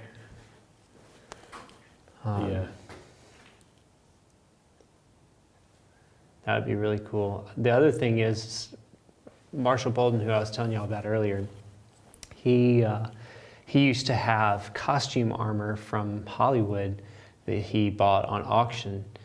He had like 3 different suits of armor, and he painted his sons in them and all sorts of stuff. And they were like super, super cool. Every time we were over there, my brother and I, of course, were like kids who loved like, you know, King Arthur and the Knights of the Round Table and, you know, Camelot. My dad read Men of Iron to us, and, You know, so we loved that kind of stuff. So whenever I was over there, I was just like, oh, armor, you know.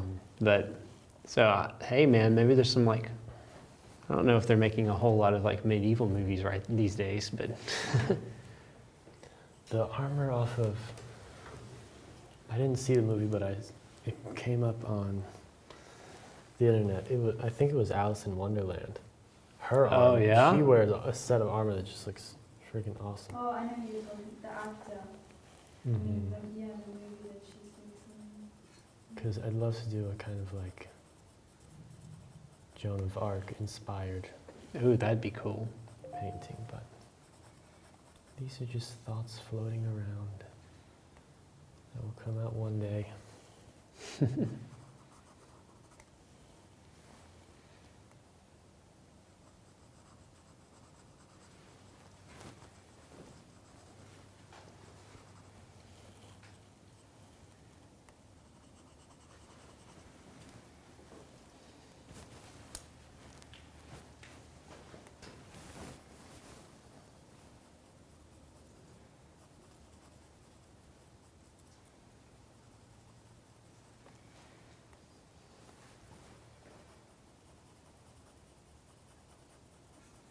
No, it'd be cool to see like a whole, like one of my favorite painters is Messonnier, and like he has these like paintings the size of this.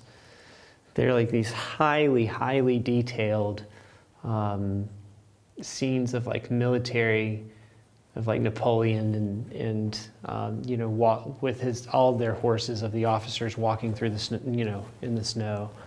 And there's one in Paris at the Musée d'Orsay that's just like, you know, and there's portraits like we were talking about with Tadema. They're literally the size of like half of a dime, and yet they're like so that's awesome. rendered and cool. And yeah, if there's anyone that'll inspire you to want to paint a military scene, it'd be his work. After that, I was just like, oh, I want to do that.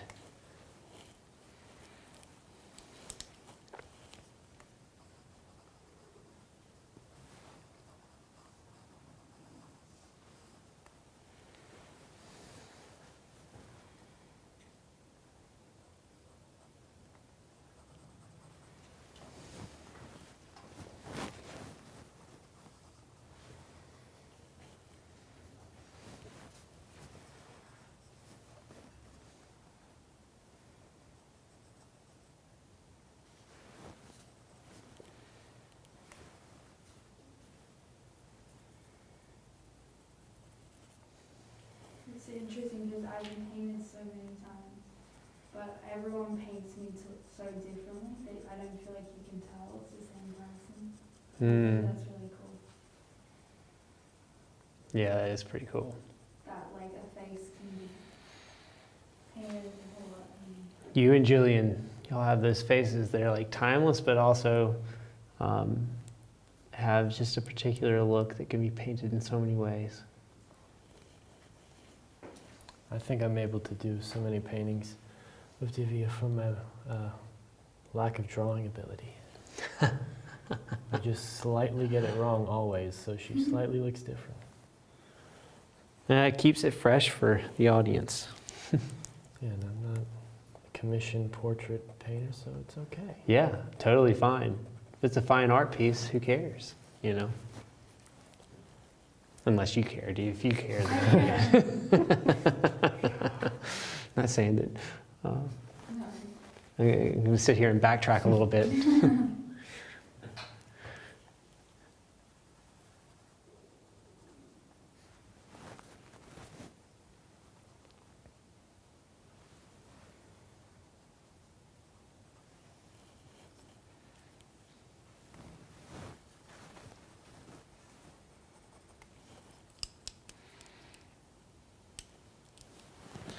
All right, let's see.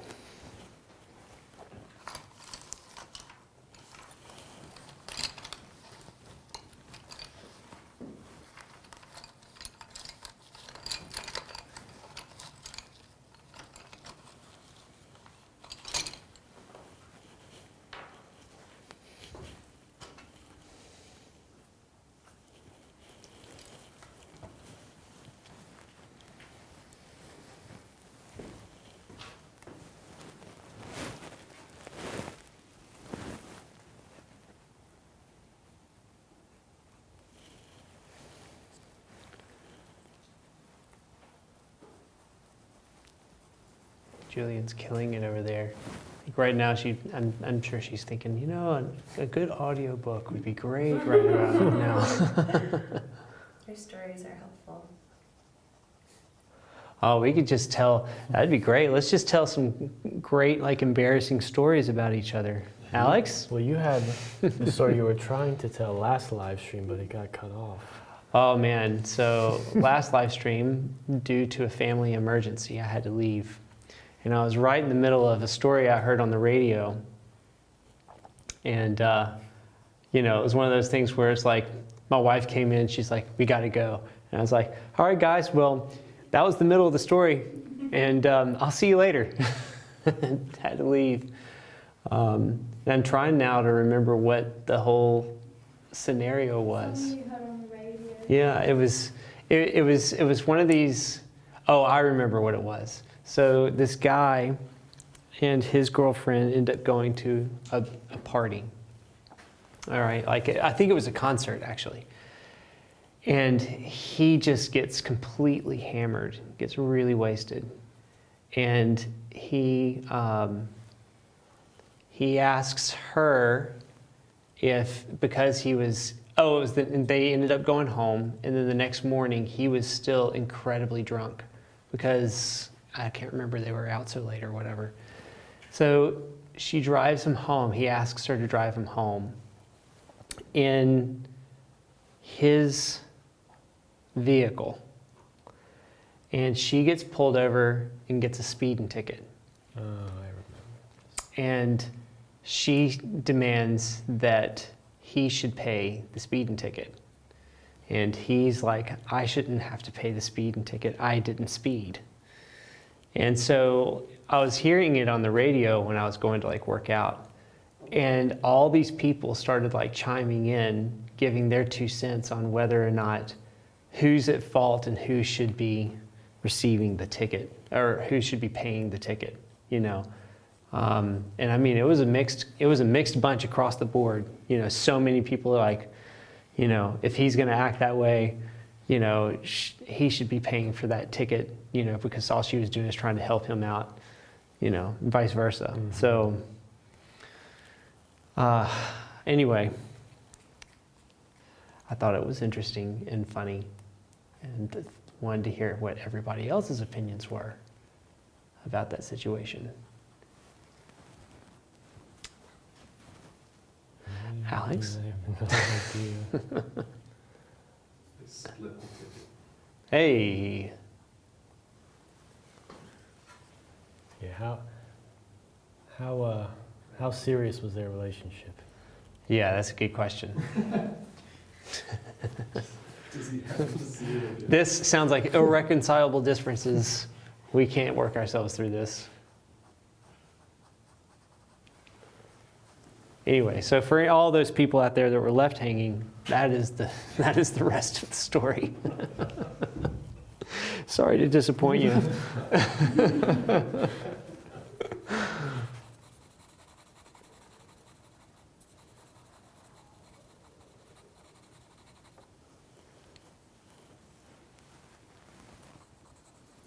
What do you think, Divya? You want to give your 2 bits in? I don't know. I agree with what Alex said. Just break up. No, really, I more so mean if it's serious, I feel like he's just gonna, no, either way, just pay it. I think it would be the chivalrous thing to do. Yeah.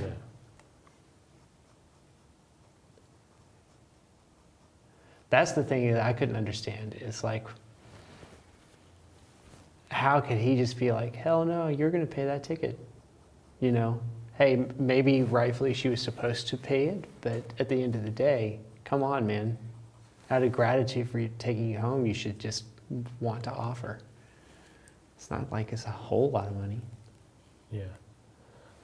And I can't remember if you mentioned something about like she was trying to get home quick because of some reason. Oh, it was. Yeah, it was something like that. I mean, it was so long ago now, I've kind of forgotten the entire scenario, but yeah. There was definitely like a couple of other factors that were weighing the scales, but.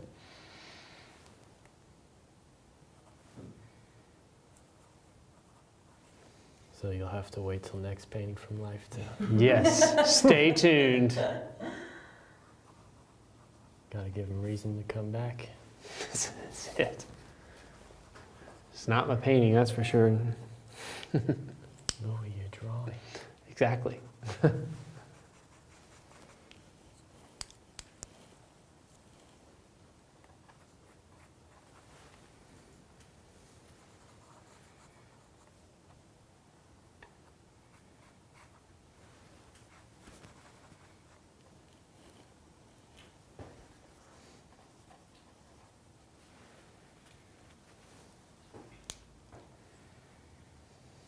Just tilt your head just. Mm-hmm.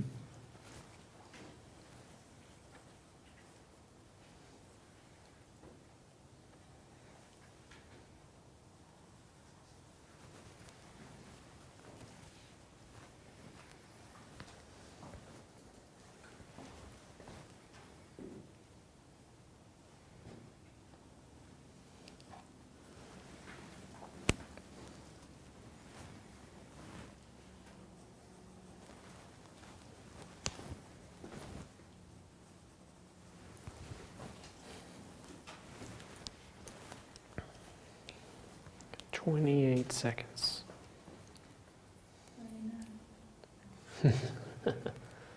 Give us the countdown, Diva.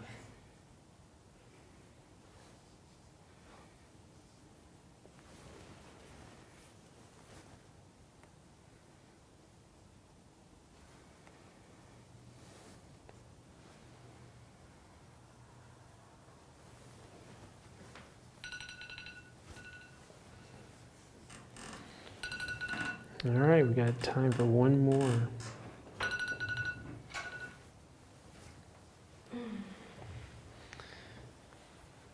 Jillian is killing it.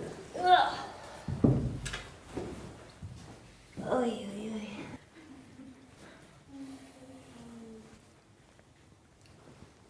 All right, Here we go.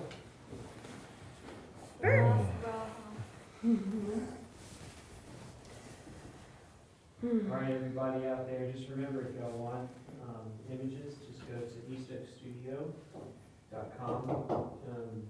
If you're actually watching it on Eastoak Studio, just below you can enter in your email, and we will send you our relatively close vantage points.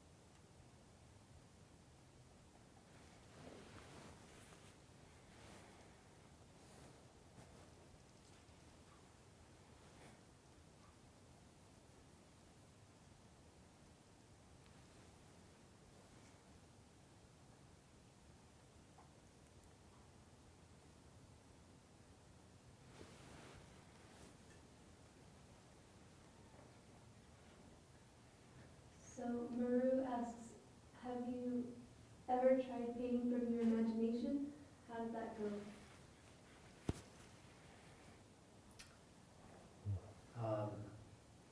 Yes. And for the most part, on multiple occasions, not very well. But then there I think part when you actually start, it depends on what, you know. I think it just requires practice just like anything else, you know. So.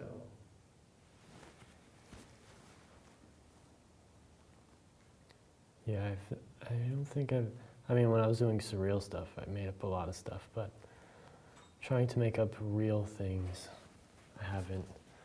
But I am really interested in it.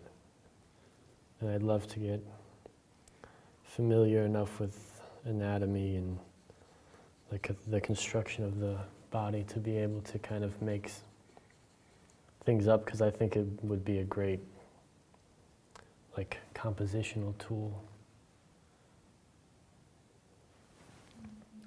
So yeah. Yeah, I haven't accepted the surreal phase.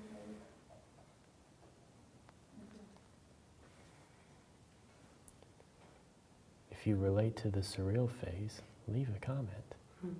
I'm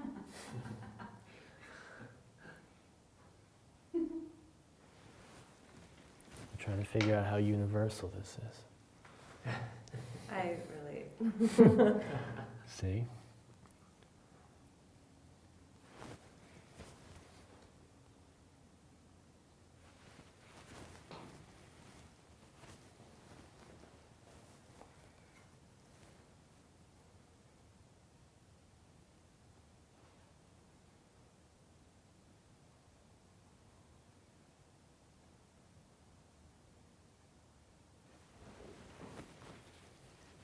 Lucas asks, what is the studio's mission? Our actual mission statement is to spread hope through beauty. And you know, we believe that there's just a lot of ugliness out in the real world, and there's plenty of people showcasing it. And so we're trying to do our best to represent beautiful things. So that would be what our mission statement is. You know, the other part of how we do that is you know, we want to help contribute to two things: great art and great artists. So we want to, as East Oak Studio being sort of a group of artists, we want to keep encouraging us as great artists. But at the same time, what we're trying to do is also ourselves produce great art, but encourage others to do the same. So us doing these types of film, these types of videos and doing live stuff, but also our tutorial videos are opportunities to not only help maybe try to inspire, to encourage, and maybe even give you the boldness to just be okay to make mistakes, because look, we're trying to do this on camera. And have all the opportunities in the world to make mistakes in front of you. And it's just not that, it shouldn't have to be that scary. But to encourage everyone to go out and try their hand to create great art and be inspired by it, and to try to do it yourself.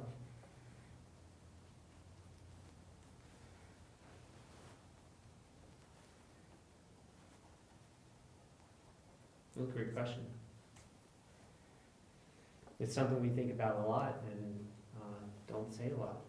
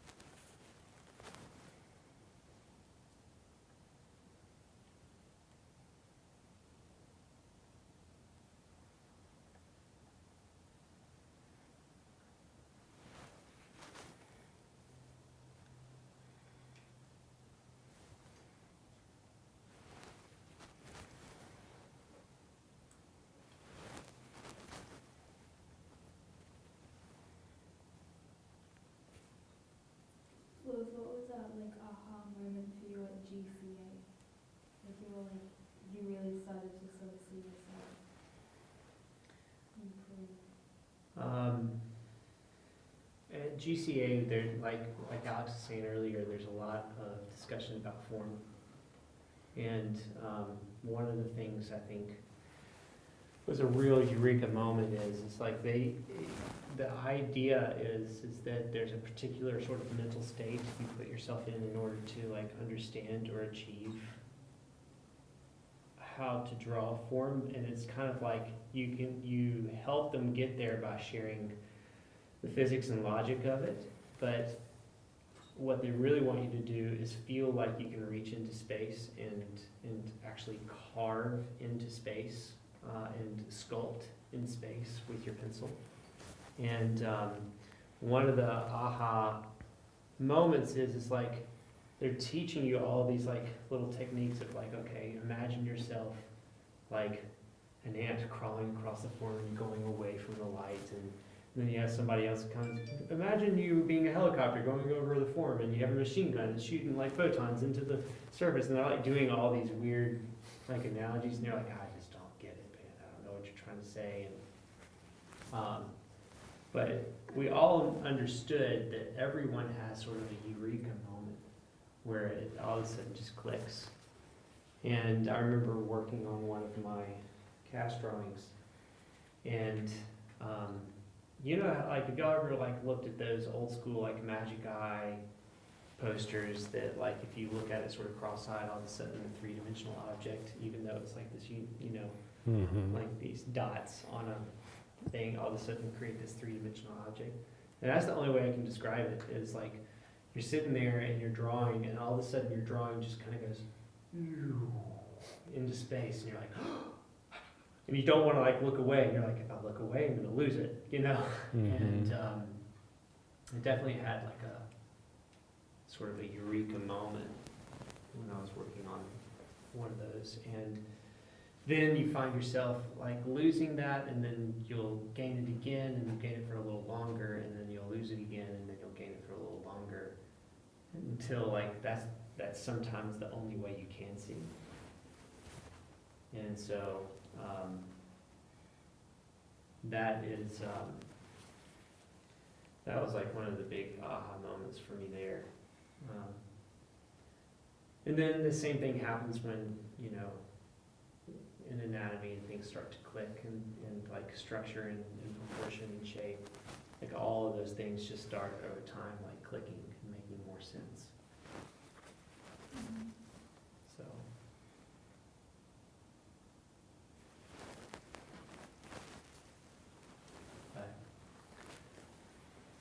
Yeah. It's really, I tell you, without it, it would have taken me 10 years to learn the same stuff that I learned in 3, you know, on my own.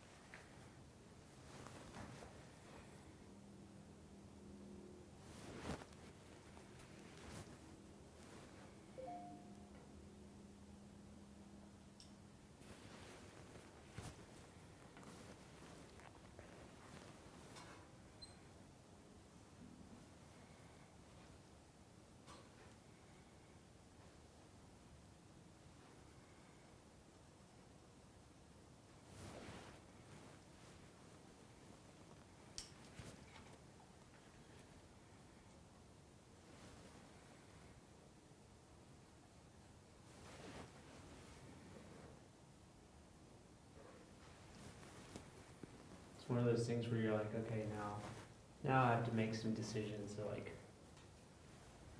if I have this limited amount of time, what's the decision I can make that I can finish the thing, the thing that I want to try, before the time's up.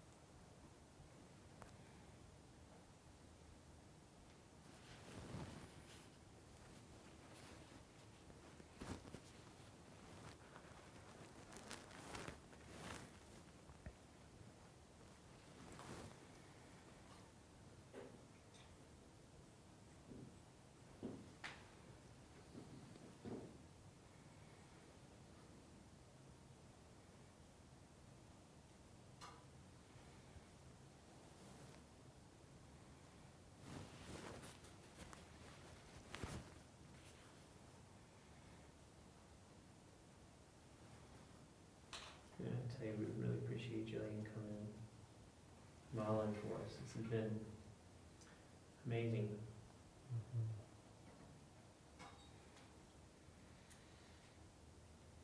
Tell you, it's not easy doing it. It looks like it's like the simple thing sitting in front of people and just kind of hanging out, but your whole body just gets so stiff over time. You like playing mind games with yourself. We had this girl who she would go, she was like a statue all the time. And finally I was just like, what is it that what are you thinking about? What are you doing? She goes, I meditate and I just go to India, my head, and spend time here. I was like, it is working. I hope you had a good trip.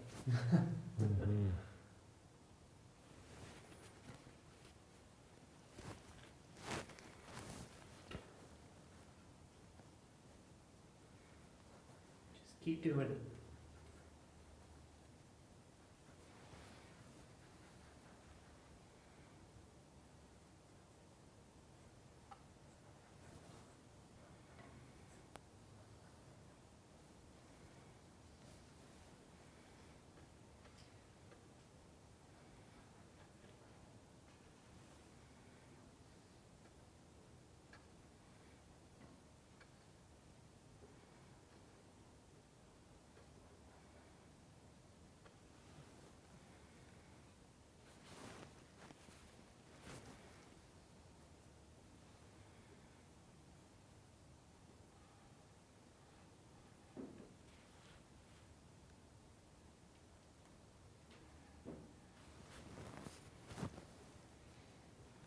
Oh, we have like 3 more hours left.